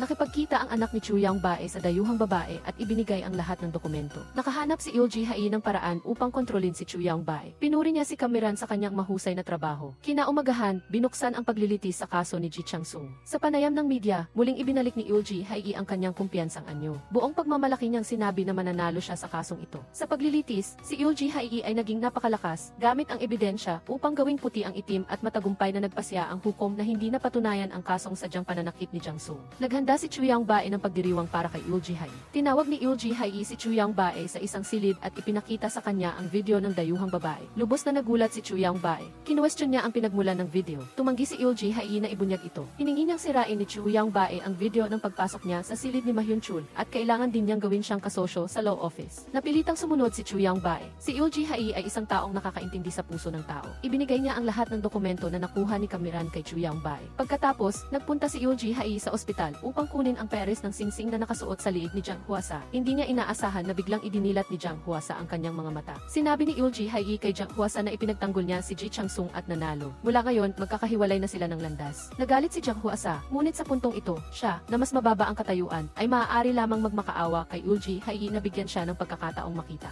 Ang abogadong si Kang noon ay nagtanggol sa kanya at sa ama ni Yoji Hai. Bago pa man magsalita si Yoji Hai, biglang itinulak ni Kyojin ang pinto at pumasok. Nakita ang sitwasyon sa harap niya, hinila ni Kyojin si Yoji Hai palabas sa pasilyo. Muli niyang kinuwestiyon si Yoji Hai kung nagpalit na ba sila ng kaluluwa. Hindi na nagtago si Yoji Hai. Nang makita ang galit ni Kyojin, ipinasa niya ang singsing sa kamay ni Kyojin, humihingi ng tawad at pag-unawa sa kanyang desperasyon. Lumambot ang puso ni Kyojin at mahigpit niyang niyakap si Yoji Hai. Nagbalik ang dalawa sa dati nilang estado. Masarap maghanda si Kyojin ng cake at dumana sila ng kanilang sariling mundo. Sa pagkakataong ito, isinuot nila ang singsing sa isa't isa at nangako na hindi maghihiwalay. Sa sandaling iyon, may nag-doorbell at may inilagay na kahon sa labas. Ang nasa loob ay isang kahon na eksaktong katulad ng nakaraan, ngunit walang laman ang kahon. Naguluhan si Kyojin, si Hyunchul ay nag-logout na, kaya sino sa mundo ang nagpadala ng item. Naramdaman din ni Ulji Hayi na nakakapanindig balahibo ang lahat. Kinabukasan, tinupad ni Ulji Hayi ang kanyang pangako at tinawag sina Abogadong Kang at ang kanyang ama. Sinabi ni Jang Hwasa sa dalawa ang tungkol sa kanyang karamdaman at hinintay silang tulungan siyang humingi ng pansamantalang paghinto sa pagpapatupad ng sentensya. Gusto niyang lumabas para gawin ang huling bagay. Agad na naaprubahan ang aplikasyon. Sa wakas ay nakalabas na si Jang Hwasa ng korte. Una, hinanap niya ang intelligence expert na tumulong sa kanya sa pagkalap ng impormasyon. Nagtatanong tungkol sa mga dokumento tungkol sa dayuhang babae. Nang malaman niyang ibinigay na ni Kamiran ang mga dokumento kay Ulji Hayi, hindi na makatayo si Jang Hwasa. Nang malaman ni Jang Hwasa na papalapit na ang desisyon sa kaso ni Ji Chang-sung, nagpunta siya sa korte. Hindi pinansin ng hukom ang maliit na pagkaantala, naghahanda na siyang ipahayag ang resulta. Hindi inaasahan, pumasok si Obong Sam at sinabing may hawak siyang ebidensya na sadyang dinala ni Ji Chang-sung ang tao. Ang pahayag na ito ay nagpatindig balahibo sa buong korte. Tanging si Jang Hwasa lamang ang hindi pinansin ang reaksyon ng lahat at malakas siyang tumawa. Sinubukan ni Ulji Hayi na pigilan si Obong Sam sa pagbibigay ng ebidensya, ngunit nakalap na ng hukom ang ebidensya. Alinsunod sa prinsipyo ng katarungan at pagiging patas, ipinahayag ng korte ang video. Nagkita ang anak ni Chu Yong-bae at ang dayuhang babae sa harap ng bahay ni Chu Yong-bae. Lubhang nagulat si Chu Yong-bae. Akala niya ay ipinagkanulo siya ni Ulji Hayi.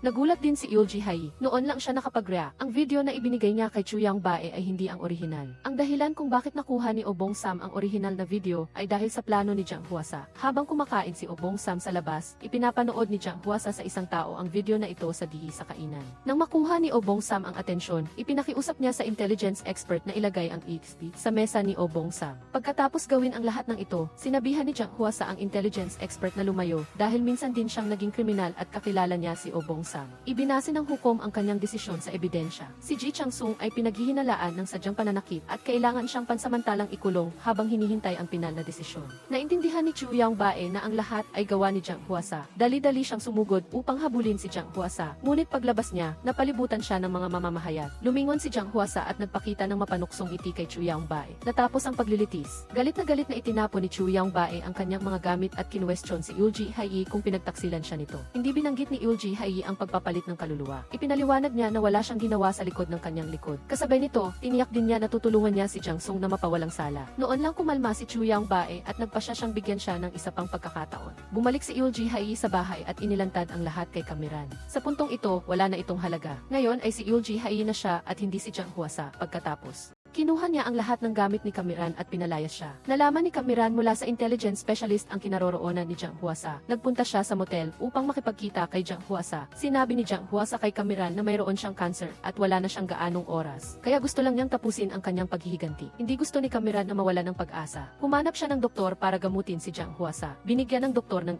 si Jang Hwasa. Hatid ni Kamiran ang doktor. Ang taong ipinadala ni Chu Yong-bae ay palaging binabantayan ang bawat galaw ni Kamiran. Nakita niya si Kamiran na bumaba sa hagdan. Sinamantala ng nakaitim na tao ang pagkakataong ito upang sumugod sa bahay at magdagdag ng lason sa gamot ni Jang Hwasa ayon sa utos ni Chu Yong-bae. Nang bumalik si Kamiran, nanginginig na ang katawan ni Jang Hwasa. Kapag naghihingalo na ang isang tao para makaligtas, napilitan si Kamiran na tawagan si Kyojin. Dumating si Kyojin para tulungan si Jang Hwasa na i-detox. Inilagay niya si Jang Hwasa sa bathtub. Ngunit ang ginawa ng tatlo ay nagpahula sa may-ari ng motel na gumagamit sila ng droga. Hindi siya nakinig sa paliwanag at pinalaya sila. Alam ni Kyojin na walang mapupuntahan si Jang Hwasa, kaya dinala niya ito sa bahay ni Ulji Hayi. May pag-aatubiling pinayagan ni Ulji Hayi si Jang Hwasa na manatili. Kinagabihan, pagkatapos bumalik sa normal ang katawan ni Jang Hwasa, nakipag-inuman siya kay Ulji Hayi. Nagpasalamat si Jang Hwasa sa katawan ni Ulji Hayi sa pagtulong sa kanyang maranasan ang kalayaan at kagandahan. Kasabay nito, humingi rin siya ng tawad kay Ulji Hayi sa pagpapahirap sa kanya sa korte. Walang ipinakitang reaksyon si Ulji Hayi. Nagbigay lang siya ng palugit kay Jang Hwasa para mabilis na lumipat. May pansamantalang matutuluyan si Jang Hwasa. Ngunit nang makita ni Jang Hwasa ang mukha ni Kyojin, bigla siyang kinilabutan. Tila may isang pamilyar na alaala na nakabaon ng malalim sa kanyang isipan. Upang matulungan siyang maalala ang nakaraan, naghanap si Kyojin ng isang therapist upang hipnotismohin siya. Sa ilalim ng hypnosis, naalala ni Jang Hwasa ang mga araw ng kanilang pagmamahalan ni Chu Yong-bae. Pagkakita sa taong nakaupo sa tabi niya, bigla siyang huminga ng mabilis sa takot. Nagising siya ng therapist. Sumugod si Jang Hwasa at hinawakan ang kwelyo ni Kyojin. Sinabi niya na ang taong patay sa tabi niya ay si Kyojin. Umaasa si Kyojin na sasabihin sa kanya ni Jang Hwasa ang tungkol sa mga problema sa pagitan niya at ni Chu Yong-bae. Ngunit nag-aatubili siyang sabihin ang totoo dahil si Kyojin ang nakababatang kapatid ni Chu Yong-bae. bumalik si Kyojin sa bahay at pinag-isipan ang lahat. Kinuha niya ang kahon na natanggap niya noon at maingat itong sinaliksi. Pagkaraan ng ilang sandali, nakahanap siya ng larawan sa isang maliit na puwang. Ito ay larawan ni Matandang Ji at isang batang lalaki. Nakasulat sa larawan ang ialaala, kasama ang minamahal na anak na si Kisan sa University of Chicago. Biglang naalala ni Kyojin na nakita na niya ang kanyang ama na tinitignan ang larawang ito. Noong panahong iyon, ang kanyang ama ay ikinukulong ni Chu Yangbae sa ospital. Ang mga taong nakikipag-ugnayan lamang sa kanyang ama ay ang direktor at nurse. Kaya't nahulaan niya na ang larawang ito ay ipinasok ng direktor sa kahon at ipinadala sa kanya. Pinuntahan ni Kyojin ang direktor ng ospital. Kinuha ng direktor ang isa pang larawan na nakasiksik sa isang libro. Ito ang larawan ni Jiang Hua sa noong kabataan niya at ang namatay na si Kisan. Ang kasalukuyang Kisan ay si Chu Yangbae. Noon, si Direktor Bong ay isang forensic pathologist. Siya ang responsable sa pagsusuri sa bangkay ni Kisan. Tinulungan siya ni Chu Yangbae na umakyat sa posisyon ng direktor. Ngunit kailangan niyang tulungan si Chu Yangbae na itago ang lihim na ito. Maraming taon ang lumipas, si Direktor Bong ay pinagkakatiwalaan ni Chu Yangbae. Ngunit natatakot siyang balang araw ay mabunyag ang lihim na ito at madamay siya, kaya iniwan niya ang larawang ito. Ngayon ay nasa korte na si Jiang Huasa. Mayroon siyang masamang pakiramdam at gustong sumapi kay Kyojin dahil si Kyojin ang tagapagmana ng korporasyon na itinalaga ng kanyang ama. Pinakita ni Kyojin kay Jiang Huasa ang larawan at hiniling sa kanya na kumpirmahin kung ang namatay na tao sa tabi niya noon ay ang taong ito. Kinumpirma ni Jiang Huasa na ito ang taong iyon. Hindi naintindihan ni Kyojin kung bakit si Chu Yangbae ang kadate ni Jiang Huasa. Ngunit nang magising si Jiang Huasa, nakita niya ang katawan ni Kisan. Noon, aksidenteng naitulak ni Chu Yangbae si Kisan mula sa itaas. Niyakap ni Tatay Ji ang katawan ni Kisan at umiyak ng walang pag-asa. Nagmakaawa si Chu Yangbae sa ama na patawarin siya. Kung hindi, ipapahayag niya sa korte na ang anak sa labas ng pamilya Ji ang pumatay sa panganay na anak na maglalagay sa kumpanya sa krisis. Noon lamang nakipagkompromiso si Tatay Jai, asitli na tinanggap na pinapanggap ni Chu Yangbae na si Kisan. Nahulaan din ni Jiang Huasa ang nakaraan na hindi gaanong naiiba sa katotohanan.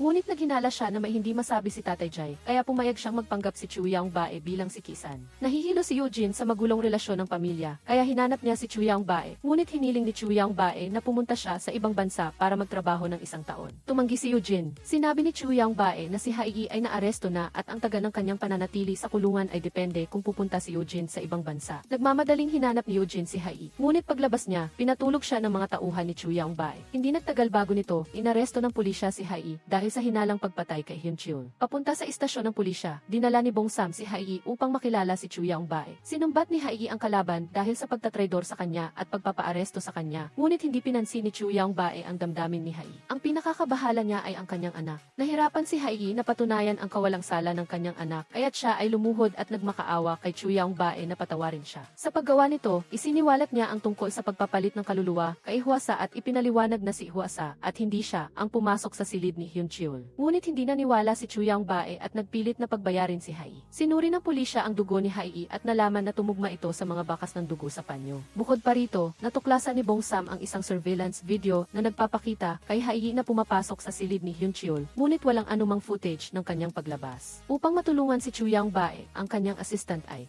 upang makulong si Haii, sinabi ng lalaki na narinig niya ang isang tao na tumalon mula sa balkonahe noong gabing iyon. Upang iligtas ang kanyang sarili, inimbitahan ni Haii si Huasa na makipagkita sa kanya at inakusahan si Huasa na sangkot siya. Ngunit ang mahalagang bagay ngayon ay upang maunawaan ang buong kwento. Detalyadong isinalaysay ni Huasa ang kanyang hapunan kasama si Hyun Chul. Uminom lamang siya ng kaunting alak at kumain ng isang piraso ng isda ng puffer. Ngunit bigla siyang nawalan ng malay. Hindi naniwala si Haii, alam niya ang kanyang kakayahan sa pag-inom at alam niyang hindi siya malalasing sa gayong maliit na dami ng alak. Ngunit pinilit pa rin niya si Huasa na isulat ang bawat detalye. Habang tinitingnan ni Haii ang mga nakasulat na detalye, patuloy siyang nag-iisip. Pinaghihinalaan niya na ang bote ng alak na hawak ni Huasa ay hindi talaga tumama kay Hyun Chul. Ito ay si Hyun Chul mismo ang nadapa. Si Hyun Chul ay mayroon ding sakit sa tiyan at sa pamamagitan ng sugat, ang laso ng pufferfish ay mas mabilis na kumalat. Nakiusap si Haii kay Bong Sam na tulungan siyang imbestigahan ang bagay na ito. Natagpuan ni Bong Sam ang isang basag na bote ng beer sa silid ng hotel. Nang gabing iyon, matapos ang pagsusuri, natuklasan nila na ang basag na bote ay naglalaman ng sapat na laso ng pufferfish upang makamatay. Pagkatapos nito, nagplano siyang hulihin ang taong iligal na nagbebenta ng laso ng pufferfish online at pinilit niya itong ibigay ang impormasyon ng bumibili. Matapos ang pag-alis ng mga hindi kasama, natuklasan ni Bong Sam na kabilang sa mga bumibili ay ang anak ng assistant ni Chu Yangbae, na kaibigan din ni Ji Chang-sung. Pinuntahan ni Bong Sam ang nagbebenta. Ipinagtapat ng nagbebenta kung sino ang kumuha ng laso ng pufferfish. Dahil sa pag-iingat, palihim na kinuhanan ang nagbebenta ng litrato ang tao. Natuklasan ni na Bong Sam at Haii na si Chang-sung ang kumuha. Bumili si Chang-sung ng laso ng pufferfish at inilagay ito sa alak. Pagkatapos ay tinawagan si Hyun Chul upang pumunta sa kanyang silid. Sinabi niya na gusto niya ang anak na babae ni Hyun Chul at umaasa na papayagan niyang maging magkasintahan sila. Pagkatapos sabihin iyon, nagbuhos siya ng isang baso para kay Hyun Chul. Ayaw ni Hyun Chul na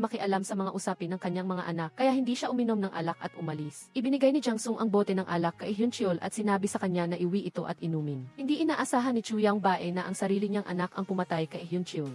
Sinampal niya si Jang Sung ng may galit at tinanong kung bakit niya ginawa iyon. Binanggit ni Jang Sung ang pangalan ni Chu Yang Bae at doon nalaman na alam na pala ni Jang Sung ang lihim ng kanyang ama na pinalitan si Jae-san. Natatakot siyang mabunyag ang lihim at sa oras na iyon, hindi niya alam kung paano siya mamumuhay sa mundong ito. Kaya pinatay niya si Hyun Cheol, ang taong nakakaalam ng lihim na ito. Laging interesado si Jang Sung sa pagkabata ng kanyang ama, kaya pumunta siya sa University of Chicago. Doon niya nakilala ang dayuhang babae na sinaktan niya at doon din niya nalaman ang lihim ng kanyang ama na nagpapanggap na si Jae-san. Nang malaman niyang pumunta ang dayuhang babae sa Korea upang hanapin sina Est at Jae-san, natakot siya na mabunyag ang lihim ng kanyang ama. Kaya nagplano siya ng isang insidente ng pagbangga ng kotse upang saktan ang taong iyon. Matapos magsalita, naglabas si Jang Sung ng isang larawan-larawan ni na Jae-san at Este. Ngayon lang nalaman ni Chu Yang Bae na bago niya sinaktan si Jae-san, may asawa at anak na pala ito sa ibang bansa. Laging sinasabi ni Lolo G na si Eugene ay kapatid ni Chu Yang Bae, ngunit niloloko lang pala siya nito. Ngayon lang niya nalaman na si Eugene pala ang anak ni Jae-san at ang kanyang apo. Sa galit, sinira ni Chu Yang Bae ang larawan ng kanyang ama. Sa sandaling ito, pumasok si Eugene. Nang makita ang mukha na eksaktong kapareho ni Jae-san, medyo nataranta si Chu Yang Bae. Hindi niya malaman kung sino talaga ito hanggang sa tinawag siya ni Eugene na kuya, saka lang siya natauhan. Si Hai.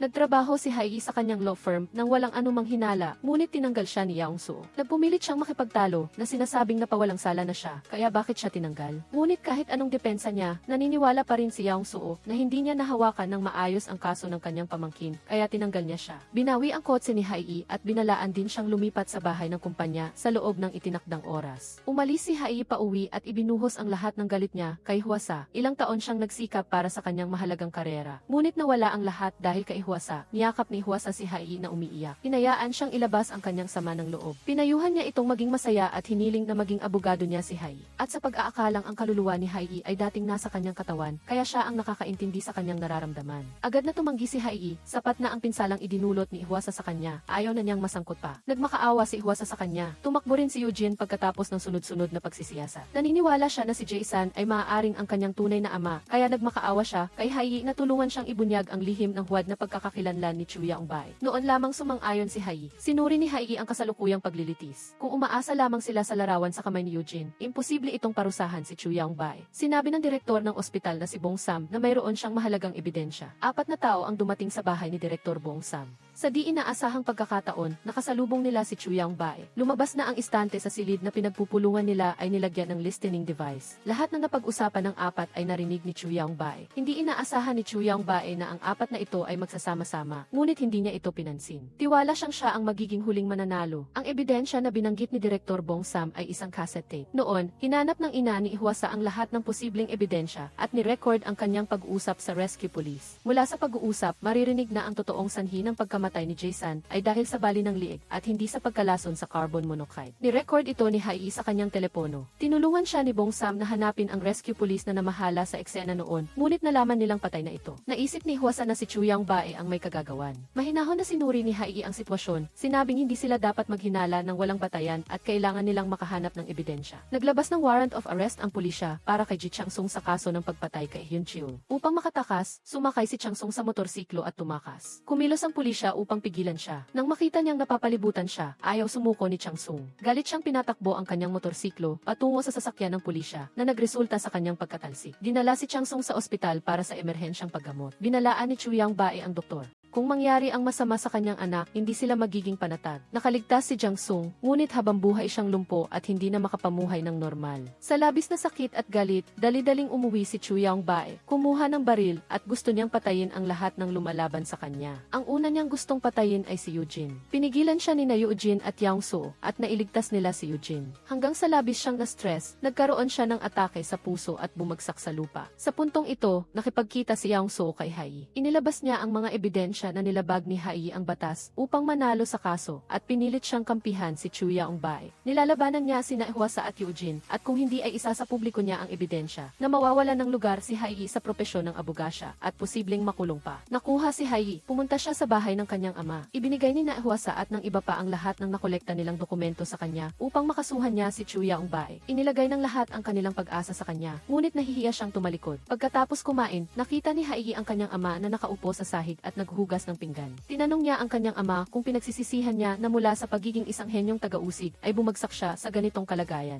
Sumagot ang ama ni Haigi na naisip niya kung ang kanyang buhay ay magpapatuloy na maging maluwalhati kung hindi niya kinuha ang kaso ni Hwasa. Ngunit nang balikan niya, kung babalik siya sa nakaraang taon, bilang isang taong may konsensya, pipiliin pa rin niyang tulungan si Hwasa. Naramdaman ni Haigi ang pagiging komplikado sa kanyang puso nang marinig ang mga salitang ito. Si Hwasa, na nakatayo sa labas, ay lumuha. Naging emosyonal siya dahil may isang taong nagtitiwala sa kanya ng ganito at nagbayad ng labis para sa kanya. Buong gabi, naguluhan si Haigi kung pipiliin ba ang konsensya o panatilihin ang lahat ng mayroon siya sa kasalukuyan. Ang malungkot na kapalaran ng kanyang ama at ang kalupitan ni Chu Yangbae ay patuloy na bumabalik sa kanyang isipan. Halos nahulaan na ni Haigi ang kahihinatnan ng pagharap kay Chu Yangbae. Kinaumagahan, pumunta si Haigi upang isumite ang mga dokumento ng paglilitis. Bago siya umalis, niyakap siya ni Hwasa at pinasalamatan siya sa lahat ng ginawa niya para sa kanya. Walang lakas ng loob si Haigi na tumingin sa mata ni Hwasa dahil ang kanyang pagpili ay tiyak na magpapabigo kay Hwasa. Ibinigay ni Haigi ang lahat ng mga dokumento ng kahilingan para sa muling paglilitis at ang pangunahing ebidensya sa kaso ni Hwasa kay Chu Yangbae. Lubos na natuwa si Chu Yangbae. Nagsuot si Haigi ng salaming pang-araw kaya hindi makita ang kanyang emosyon. Ipinagdiwang ni na Attorney Kang at ang ama ni Haigi ang muling paglilitis sa kaso ni Hwasa. Nagtaas si Hwasa ng baso upang pasalamatan ang tulong ng lahat. Hindi nila alam na ibinigay na ni Haigi ang lahat ng ebidensya kay Chu Yangbae. Sa sandaling ito, nasa bar siya at umiinom upang malimutan ang kanyang kalungkutan. Pumunta si Eugene upang hanapin si Haigi. Inakala niya na labis siyang na-stress. Pinayuhan ni Haigi si Eugene na huwag makipag-ugnayan kay Chu Yangbae. Hindi nagpakita ng anumang reaksyon si Eugene. Namatay ang kanyang ama at ninakaw pa ang kanyang pagkakakilanlan. Ano man ang mangyari, kailangan niyang ipaglaban ang katarungan para sa kanyang ama. Kinagabihan, labis ang sakit na nararamdaman ni Hwasa. Gustong dalhin ni Miran si Hwasa sa ospital. Nang makita ito ni Haigi, kinuha niya ang kanyang mga gamit at uminit ng mainit na kompres para kay Hwasa. Dati na silang nagpalit ng kaluluwa ni Hwasa, kaya alam niya kung paano bawasan ang sakit. Habang nagpapasalamat si Hwasa, tinanong niya ang tungkol sa petsa ng paglilitis. Mabilis na sumagot si Haigi at umalis. Hindi maililihim ang katotohanan. Hindi sinasadyang nakita ni Miran si Haigi na sumakay sa kotse ni Yangsu at tila hindi sila magkaaway. Sinabi ni Miran ito kay Hwasa, pinaghihinalaan niya na maaaring traitor si Haigi. Ngayon, ang lahat ng mga dokumento ay nasa kamay ni Haigi. Si Hwasa ay makakaasa lamang na hindi gagawa si Haigi ng anumang bagay na makakadismaya sa lahat. Ngayon, dumating si Eugene para kumain. Habang tinatalakay ang kaso kay Hwasa, si Haigi ay laging wala sa isip. Nagdahilan siyang sumasakit ang kanyang tiyan upang makapasok sa silid tulugan. Napansin ng tatlo ang kakaibang pag-ugali ni Haigi. Sa sandaling ito, nakatanggap si Hwasa ng tawag mula kay Attorney Kang.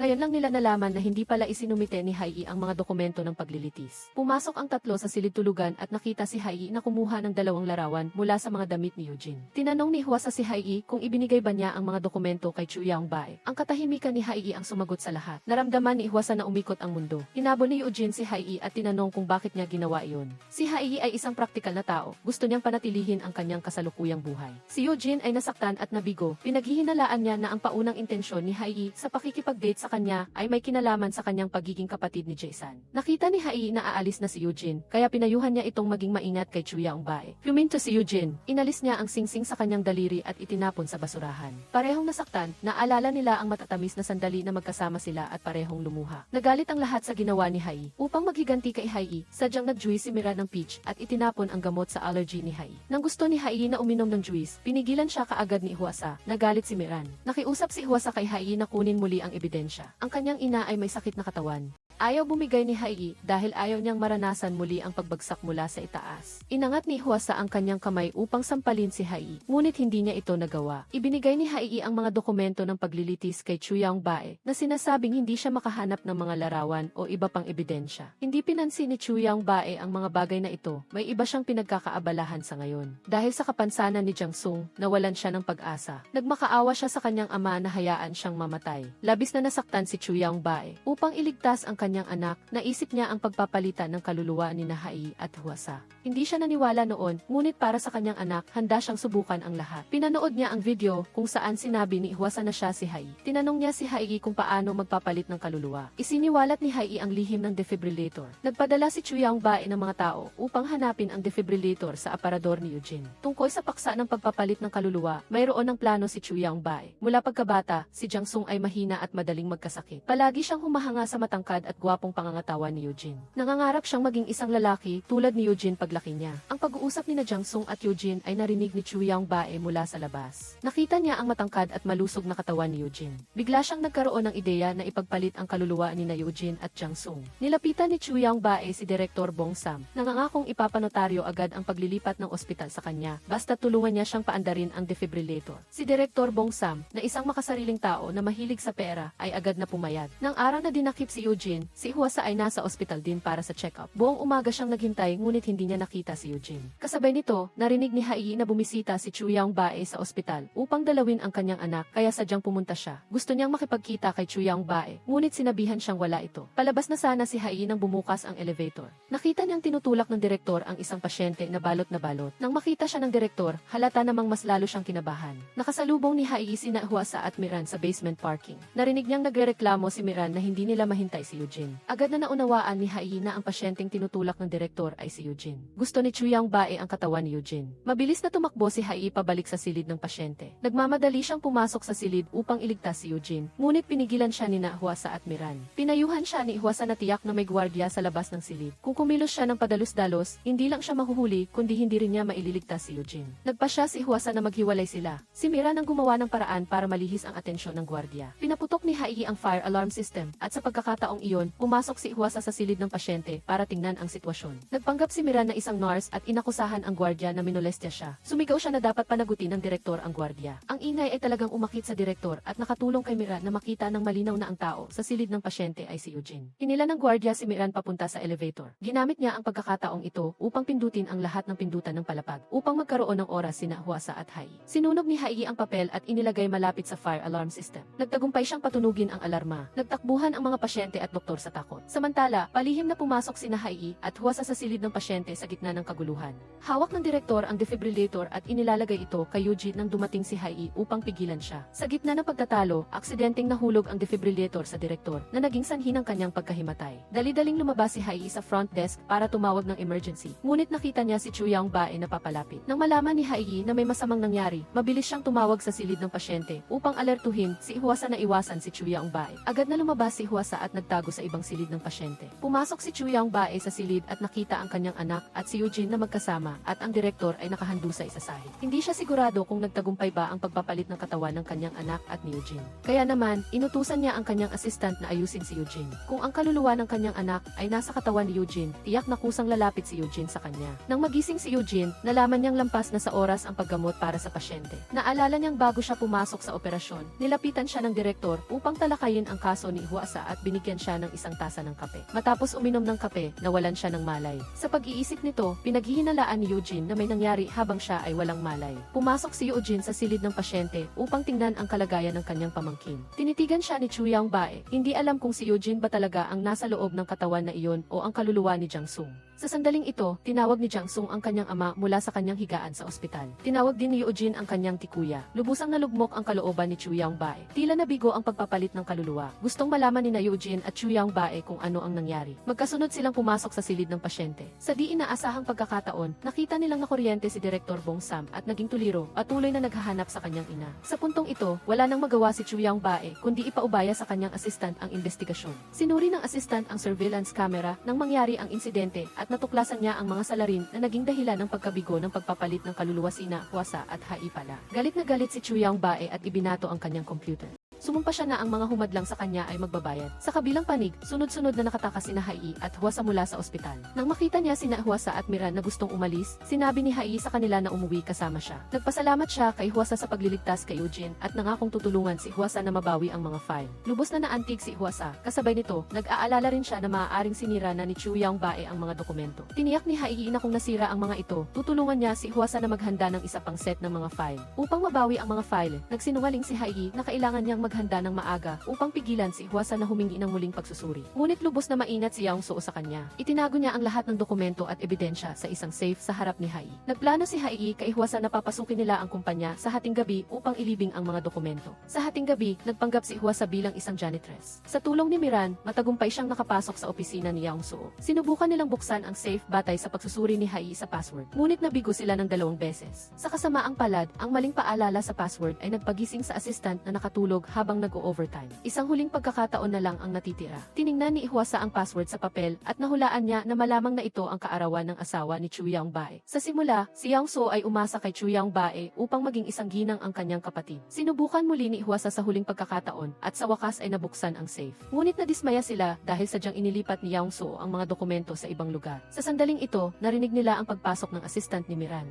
Upang matulungan si Jiang Hwasa na makatakas, ginamit ni Ulji Hayi ang kanyang alindog sa assistant. Ibinahagi ni Jiang Hwasa kay Ulji Hayi na nabigo sila. Hula nila na ang mga dokumento ay nawasak na. Eksakto nga ang sitwasyon tulad ng hula ni Jiang Hwasa. Ibinigay ni Kyujin ang mga dokumento at ebidensya kay Obong Sam. Sinunog ni Obong Sam ang lahat. Nagpasya si Ulji Hayi na ihanda muli ang mga file mula sa simula. Ngunit ang pangunahing ebidensya ay hindi na maibabalik. Hindi maiwasang madismaya si Jiang Hwasa. Ibinigay ni Kamiran kay Ulji Hayi ang mga ebidensya na may kaugnayan sa kanyang paglabag sa batas na inilibing niya mula sa safety deposit box. Tiningnan ni Ulji Hayi ang mga ebidensyang ito. Hindi niya maiwasang maanti. Sa oras ng panganib, iniisip pa rin ni Jiang Hwasa si Ulji Hayi. Nagsisisi si Ulji Hayi at umiyak. Upang matulungan si Jiang Hwasa na makatakas, ginamit ni Ulji Hayi ang kanyang alindog sa assistant. Ibinahagi ni Jiang Hwasa kay Ulji Hayi na nabigo sila. Hula nila na ang mga dokumento ay nawasak na. Eksakto nga ang sitwasyon tulad ng hula ni Jiang Hwasa. Ibinigay ni Kyujin ang mga dokumento at ebidensya kay Obong Sam. Sinunog ni Obong Sam ang lahat. Nagpasya si Ulji Hayi na ihanda muli ang mga file mula sa simula. Ngunit ang pangunahing ebidensya ay hindi na maibabalik. Hindi maiwasang madismaya si Jiang Hwasa. Ibinigay ni Kamiran kay Ulji Hayi ang mga ebidensya na may kaugnayan sa kanyang paglabag sa batas na inilibing niya mula sa safety deposit box. Tiningnan ni Ulji Hayi ang mga ebidensyang ito. Hindi niya maiwasang maanti. Sa oras ng panganib, iniisip pa rin ni Jiang Hwasa si Ulji Hayi. Nagsisisi si Ulji Hayi at umiyak. Inaasahan niya na matutulungan siya ni Obong Sam na ilantad ang tunay na mukha ni Chu Yangbae. Naghiwalay ng landas sina Ulji Hayi at Jiang Hwasa para maghanda ng mga dokumento para sa apela. Hindi inaasahan, biglang dumating si Kyujin. Ipinakita niya ang lahat ng nangyari. Naintindihan niya na gusto ni Chu Yangbae na ipagpalit niya ang kanyang kaluluwa kay Jiang Sung. Para malaman kung paano siya nakatakas, nakuha niya ang video ng TV mula sa pulisya. Natuklasan niya ang anino ni Ulji Hayi na lumitaw sa pasilyo ng ospital. Sa wakas, naintindihan din niya na iniligtas siya ni Ulji Hayi. Dumating si Kyujin dito para patunayan na hindi mapapatawad ni Ulji Hayi ang ginawa niyang pananakit kay Jiang Hwasa. Nagkasinungaling siya na iniligtas niya si Kyujin para lang gumaan ang kanyang konsensya.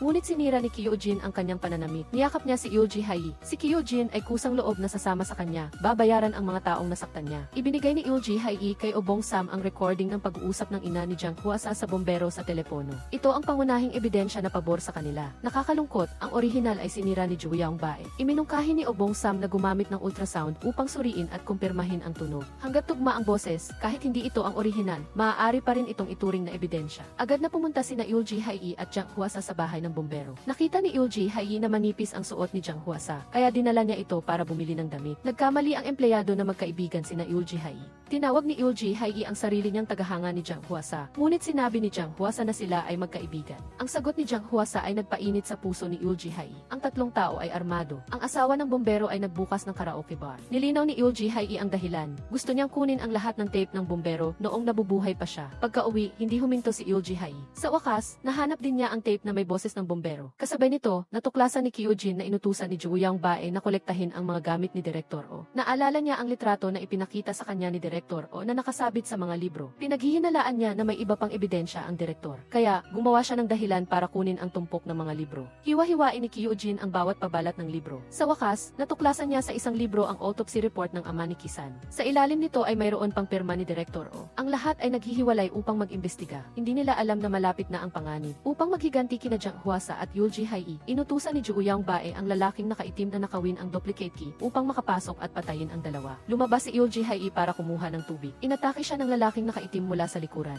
Narinig din ni Jiang Hwasa ang ingay at lumabas upang tingnan. Nakita niya ang basag na baso sa sahig, kaya agad siyang sumugod sa silid ni Ulji Hayi. Nakatakip ang bibig ni Ulji Hayi ng tape at desperado siyang umiling upang sinyasan na huwag pumasok si Jiang Hwasa. Ngunit ang lalaking nakaitim ay nasa likuran na ni Jiang Hwasa. Nang mahuli niya si Igles yun, tinawagan ni Kyujin si Ulji Hayi, ngunit walang sumasagot. Nagpadala siya ng text message kay Ulji Hayi na nagsasabing natagpuan na niya ang autopsy report ng ama ni Ulji Hayi. Bago pa siya makasagot, tumawag ulit si Kyujin. Naiinis ang lalaking nakaitim sa tunog ng telepono, kaya direkta niyang nilock ang telepono. Narinig ni Kyujin ang lock notification at agad siyang nakaramdam ng masama. Nagmamadali siyang tumakbo sa bahay ni Ulji Hayi. Si Obong Sam, kasama ang kanyang mga kaibigan, ay sinusuri ang lalaking nakaitim na nagtangkang saktan si Jiang Hwasa noong nakaraan. Ang taong ito ay dating miyembro ng isang lihim na lipunan at siya rin ang nagpatay sa dalawang taong responsable noon. Ang paraan ng pagpatay ng kanyang mga tauhan ay sa pamamagitan ng pag-inject ng hangin sa ugat ng biktima. Dahil sa misteryosong pamamaraan, paraan, walang sapat na ebidensya ang pulisya. Hindi pa nila nahuli. Nag-aalala si Obong Sam na nasa panganib sina Ulji Hayi at Jiang Huasa, kaya pinuntahan niya ang bahay ni Ulji Hayi para protektahan silang dalawa. Sa sandaling ito, inilabas ng lalaking nakaitim ang hiringgilya. Gusto niyang gamitin ang parehong paraan para patayin ang dalawang babae. Bago mag-inject, tinawagan niya si Ju Yangbae. Nagmakaawa si Jiang Huasa kay Ju Yangbae na patawarin si Ulji Hayi. Sa simulat sa pool, lahat ay gawa lamang niya mag-isa. Sa sandaling ito, biglang nag-doorbell si Kyujin. Narinig ni Ju Yangbae ang tunog ng doorbell. Inutusan niya ang lalaking nakaitim na kumilos kaagad. Nagising si Kamiran sa tunog ng doorbell. Nang lumabas siya, nakita niya ang basag na salamin sa sahig. Napagtanto niya na nasa panganib sina Ulji Hayi at Jiang Huasa. Kinuha niya ang kawali at sadyang tinawag si Jiang Huasa para kumain. Sinamantala ni Ulji Hayi ang pagkakataon para magsulat sa kamay ni Jiang Huasa. Pinayuhan itong maghanda sa pag-atake. Sa sandaling lumapit ang lalaking nakaitim na may hiringgilya, sina Ulji Hayi at Jiang Huasa ay sumipa bilang ganti. Sumugod si Kamiran sa silid at nakipaglaban sa kalaban. Sa puntong ito, natumba si Kamiran. Sa kritikal na sandali, agad na pumasok si Kyujin. Nakita ng lalaking nakaitim na hindi maganda ang sitwasyon kaya mabilis siyang tumakas. Hinabol siya ni Kyujin. Dumating din si Obong Sam at sumali sa paghabol. Buong lakas na hinabol ni Obong Sam ang lalaking nakaitim. Matapos ang ilang sandali ng paglaban, nahuli rin siya. Nang makita na kumilos na si Ju Yangbae, ni-record ni Ulji Hayi ang sinabi ng ina ni Jiang Huasa para ipasuri. Habang pinapatahan ni Jiang Huasa ang kanyang ina, umiiyak siya. Pagkaraan ng mahabang panahon, muling nagkasama sina Ulji Hayi at Jiang Huasa at muling nag-usap ang magkaibigan. Sinabi ni Jiang Huasa na matanda na ang kanyang ina at siya mismo ay hindi na rin magtatagal. Hindi niya alam kung magkakaroon pa sila ng ganitong pagkakataon na magkasama sa hinaharap. Nakita ni Ulji Hayi ang eksenang ito at naalala niya ang mga nakakasakit na salita na sinadya niyang sabihin noon para hindi mabawasan ang sentensya ni Jiang Huasa. Labis niyang pinagsisisihan at sinisisi ang kanyang sarili ngayon. Ito ang parusa na bigay ng langit sa akin. Kailangang isaisip ko si Jiang Huasa at ang kanyang ina at mabuhay sa pagsisisi at pagdaing habang buhay. Iyan ang aking kaparusahan. Biglang nagising ang ina ni Jiang Huasa at napagkamalan si Ulji Hayi bilang batang Jiang Huasa at si Kyujin naman bilang kasintahan na dinala ng kanyang anak. Sumakay na lang si Ulji Hayi sa agos. Tinawag niya itong inanay at si Jiang Huasa ay naiyak sa galak at niyakap si Ulji Hayi. Para sa kanya, ito ang pinakamagandang regalo na ibinigay ni Ulji Hayi. Matapos makuha ang recording, dinala ni Obong Sam ang recording ng bombero at ng ina ni Jiang Huasa para sa pagsusuri. Ipinakita ng resulta na magkatulad ang tunog. Ibig sabihin, ang recording na hawak ni Ulji Hayi ay maaaring gamitin bilang ebidensya. Kinaumagahan, gustong samahan ni Ulji Hayi sina Jiang Huasa at Kyujin sa korte para magsumite ng ebidensya ng paglilitis. Ngunit hinarangan si Kyujin ng mga tauhan na ipinadala ni Ju Yangbae. Hindi pa rin sumusuko si Ju Yangbae sa pagpapalit ng kaluluwa. Gusto niyang ipagpalit ang katawan ni Kyujin sa kanyang anak. Habang nag-iisip si Kyujin ng paraan para makatakas, nakatanggap si Ju Yangbae ng tawag mula sa ospital. Nanganganib ang buhay ni Jiang Sung. Agad na nagkahiwa-hiwalay ang grupo ng mga humaharang kay Kyujin. Nakatanggap din si Kyujin ang tawag na pinauwi siya sa ospital para iligtas ang kanyang pamangkin. Si Jiang Huasa mismo ang nagsumite ng mga dokumento sa korte. Matagal na niyang hinintay ang araw na ito at sa wakas ay natupad na rin. Si Ulji Hayi, bilang abogado ni Kyujin, ay nagsumite rin ng petisyon para ibalik ang pagkakakilanlan ni Kisan kay Kyujin. Naghanda ang tatlo na umuwi. Biglang nawala ng malay si Jiang Huasa sa sasakyan. Dinala siya sa ospital. Sumugod si Ju Yangbae sa ospital. Sa puntong ito niya lang nalaman na inutusan ni Jiang Sung na bumili ng mailaso na cake. Buong puso siyang gustong mamatay. Inilabas niya ang lahat ng puot niya kay Jiang Huasa. Sa paniniwalang si Jiang Huasa ang nagdala ng kapahamakan sa kanyang anak. Kaya naman, nang walang tao, sumugod siya sa silid ni Jiang Huasa at hinawakan ito sa lit. Ngunit sa kanyang pagkabigla, nakita niya ang mukha ni Jiang Huasa noong bata pa ito. Ang kanyang mga mata ay nagniningning na parang kristal, nakatingin sa kanya. Agad na naalala ni Ju Yangbae ang magagandang panahon nila ni Jiang Huasa. Hindi na niya nagawa ang kanyang balak at tumalikod na lang at umalis sa silid ng ospital. Sa araw ng pagdinig sa korte, itinulak ni Kyujin si Jiang Huasa papasok. Isinumite na ni Ulji Hayi ang recording ng bombero at ang autopsy report ni Kisan. Batay sa ebidensya, itinuring ng hukom na hindi sapat ang mga kondisyon para makabuo ng krimen laban kay Jiang Huasa. Ipinahayag ng korte na muling lilitisin ang kaso. Umiyak si Jiang Huasa sa tuwa. Nagpalakpakan ang lahat. Nahirapan si Ju Yangbae at mabigat ang kanyang kalooban. Nang umalis sa korte, binalaan ni Ju Yangbae si Jiang Huasa na huwag siyang kalabanin. Sa panahong iyon, pakikilusin niya ang 163 abogado ng law office na gagawing imposible para kay Jiang Huasa na manalo. Upang makapaghanda, inutusan ni Ju Yangbae si Yong Soo na suhulan ang hukom. Sinubukan niyang kontrolin ang opinyon ng publiko at ang direksyon ng paglilitis upang bumalik sa kanyang panig. Sa araw ng paglilitis, ipinakita ni Ulji Hayi ang pag-uusap sa pagitan ng ina ni Jiang Huasa at ng bombero na nagpatunay na si Kisan ay namatay dahil sa bali ng liig at ang paraan ng pagpatay ni Jiang Huasa na itinakda ng korte noon ay sa pamamagitan ng pag-inom ng pampamanhid bago gamitin ang tambutso ng sasakyan. Pagkatapos, ipinalabas ni Ulji Hayi ang resulta ng autopsy ni Kisan. Nakasaad doon na namatay si Kisan dahil sa pagkahulog mula sa mataas na lugar. Upang kontrahin si Ulji Hayi, ipinakita ni Yeon Soo ang confession statement na pinilit permahan ni Jiang Huasa noon. Sinabi rin niya na walang halaga ang testimonya ng bombero. Sumagot si Ulji Hayi, noon, ang 19 anyos na kapatid ni Yeon-soo, na bagong graduate lang sa kolehiyo, ay ikinasal sa isang taong ilang beses pa lang niyang nakilala, tulad ni Joo Young-bae. Ano ba talaga ang nangyari doon na ayaw ninyong malaman ng sinuman? Kitang-kita ang pagkabahala ni Yeon-soo. Pinaalalahanan ng hukom si Yoon Ji-hae na huwag pag-usapan ang mga bagay na hindi naugnay sa kaso. Upang kontrahin si Yoon Ji-hae, ipinakita ni Yeon-soo ang confession statement na pinilit pirmahan ni Jang Hwa-sa noon. Sinabi rin niya na walang halaga ang testimonya ng bombero. Sumagot si Yoon Ji-hae, noon, ang 19 anyos na kapatid ni Yeon-soo, na bagong graduate lang sa kolehiyo, ay ikinasal sa isang taong ilang beses pa lang niyang nakilala, tulad ni Joo Young-bae. Ano ba talaga ang nangyari doon na ayaw ninyong malaman ng sinuman? Kitang-kita ang pagkabahala ni Yeon-soo. Pinaalalahanan ng hukom si Yoon Ji-hae na huwag pag-usapan ang mga bagay na hindi naugnay sa kaso.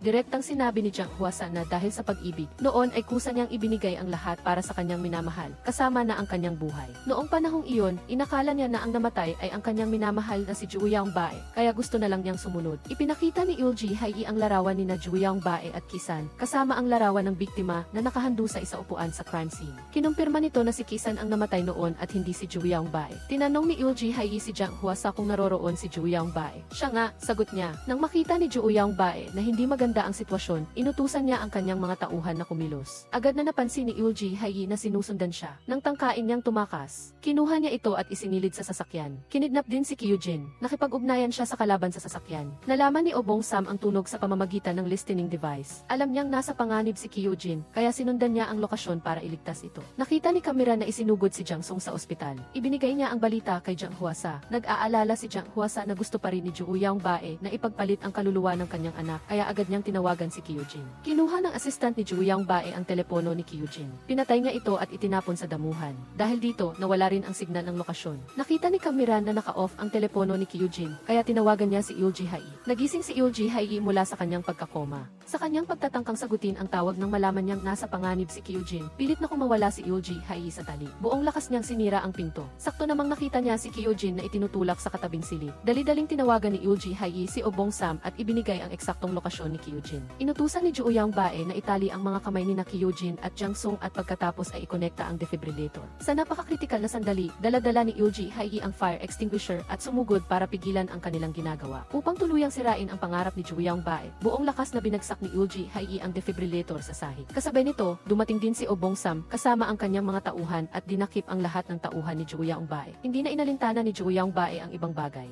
Yakap-yakap niya ang sirang makina at labis na nagdadalamhati. Sa huling pagdinig sa korte, tinalikuran ni Yoon Ji-hae ang lahat ng taktika at plano. Direktang sinabi niya na noon, para manalo sa kaso, sinamantala niya ang butas sa batas. Ano man ang katotohanan, totoo man o mali, mayroon siyang 100% na tsansa na manalo. Ngayon, nanawagan siya sa lahat ng nasa propesyon ng batas na naroroon na buksan ang kanilang mga mata at tingnan. Si Jang Hwa-sa ay may malubhang sakit at kailangan pang gumamit ng ventilator. Upang linisin ang kanyang pangalan mula sa mga taon ng pagdurusa, nilampasan niya ang bawat taon. Umaasa siya na maibabalik ng hukom ang katarungan kay Jang Hwa-sa at ibigay sa kanya ang hustisyang huliman ay dumating. Narinig ni Jang Hwa-sa ang mga tapat na salita ni Yoon Ji-hae at napaiyak. Sa huli, pinagsama ng hukom ang lahat ng ebidensya at idineklara si Jang Hwa-sa na walang sala. Tinanggal ni Jang Hwa-sa ang kanyang respirator at yumakap sa kanyang ina habang umiiyak. Nais niyang ilabas ang lahat ng galit na naipon niya sa loob ng mga taon. Ngunit hindi na kayang tiisin ng kanyang katawan. Hindi nagtagal, natuklasan ni Yoon Ji-hae na nawawala si Jang Hwa-sa. Matapos maghanap, sa wakas ay natagpuan niya si Jang Hwa-sa sa parke kung saan sila nagde-date noon ni Chuyang Bihi. Bumalik ang mga alaala ni Jang Hwa-sa sa nakaraan. Sinabi niya na mayroon siyang date sa kanyang kasintahan doon. Hindi makumbinsi ni Yoon Ji-hae si Jang Hwa-sa, kaya tinawagan niya si Kyujin upang magpadala ng ambulansya. Hindi na napigilan ni Jang Hwa-sa ang sakit at bumalik ang kanyang malay. Mahigpit niyang hinawakan ang kamay ni Yoon Ji-hae.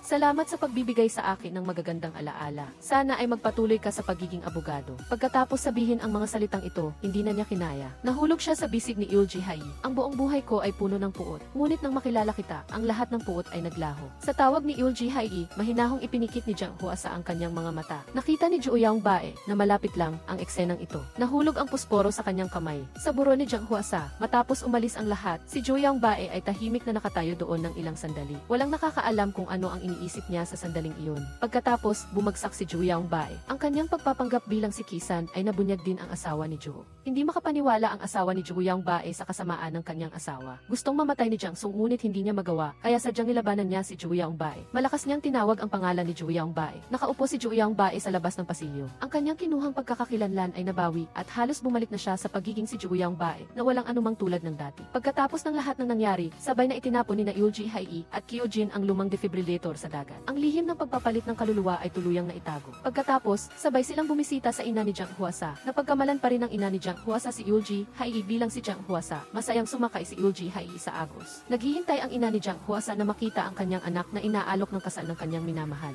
Nilasap ni Kyojin ang pagkakataon na kunin ang peres ng singsing na laging suot ni Eulji Hae sa kanyang lip. Sinserong isinuot ito ng dalawa sa isa't isa, nangakong hindi maghihiwalay kailanman. Naibalik ang pagkakakilanlan ni Kisan. Ipinaskil ni Kyojin sa publiko ang larawan ng kanyang ama. Sinabi niya sa mga reporter na ipaubayan niya ang pamamahala ng korporasyon sa mga profesional habang siya ay magpapatuloy sa pagiging doktor at pagliligtas ng buhay. Samantala, sumali si Eulji Hae sa law office ni Attorney Kamiran. Nagpatuloy si Kamiran bilang kanyang assistant. Ayon sa kahilingan ng kliyente, pumunta siya sa room Siyam upang ipagtanggol ang babaeng kliyente na pinagbintangan ng mali. Sa sandaling pumasok ang kalaban, parang nakita ni Eulji Hae ang anino ni Jang Hwasa. Alam niyang kahit magkaiba sila ng mundo ni Jang Hwasa, ang mga bagay na ibinigay at itinuro ni Jang Hwasa sa kanya ay mananatiling kaibigan niya magpakailanman. Sa buhay na ito, palaging dadalhin ni Eulji Hae ang kanyang pusong makatarungan upang tulungan ang mga nangangailangan ng kanyang tulong. Dito nagtatapos ang pelikula. Huwag kalimutang i-follow ako para makapanood pa ng mas magaganda at natatanging pelikula. Paalam!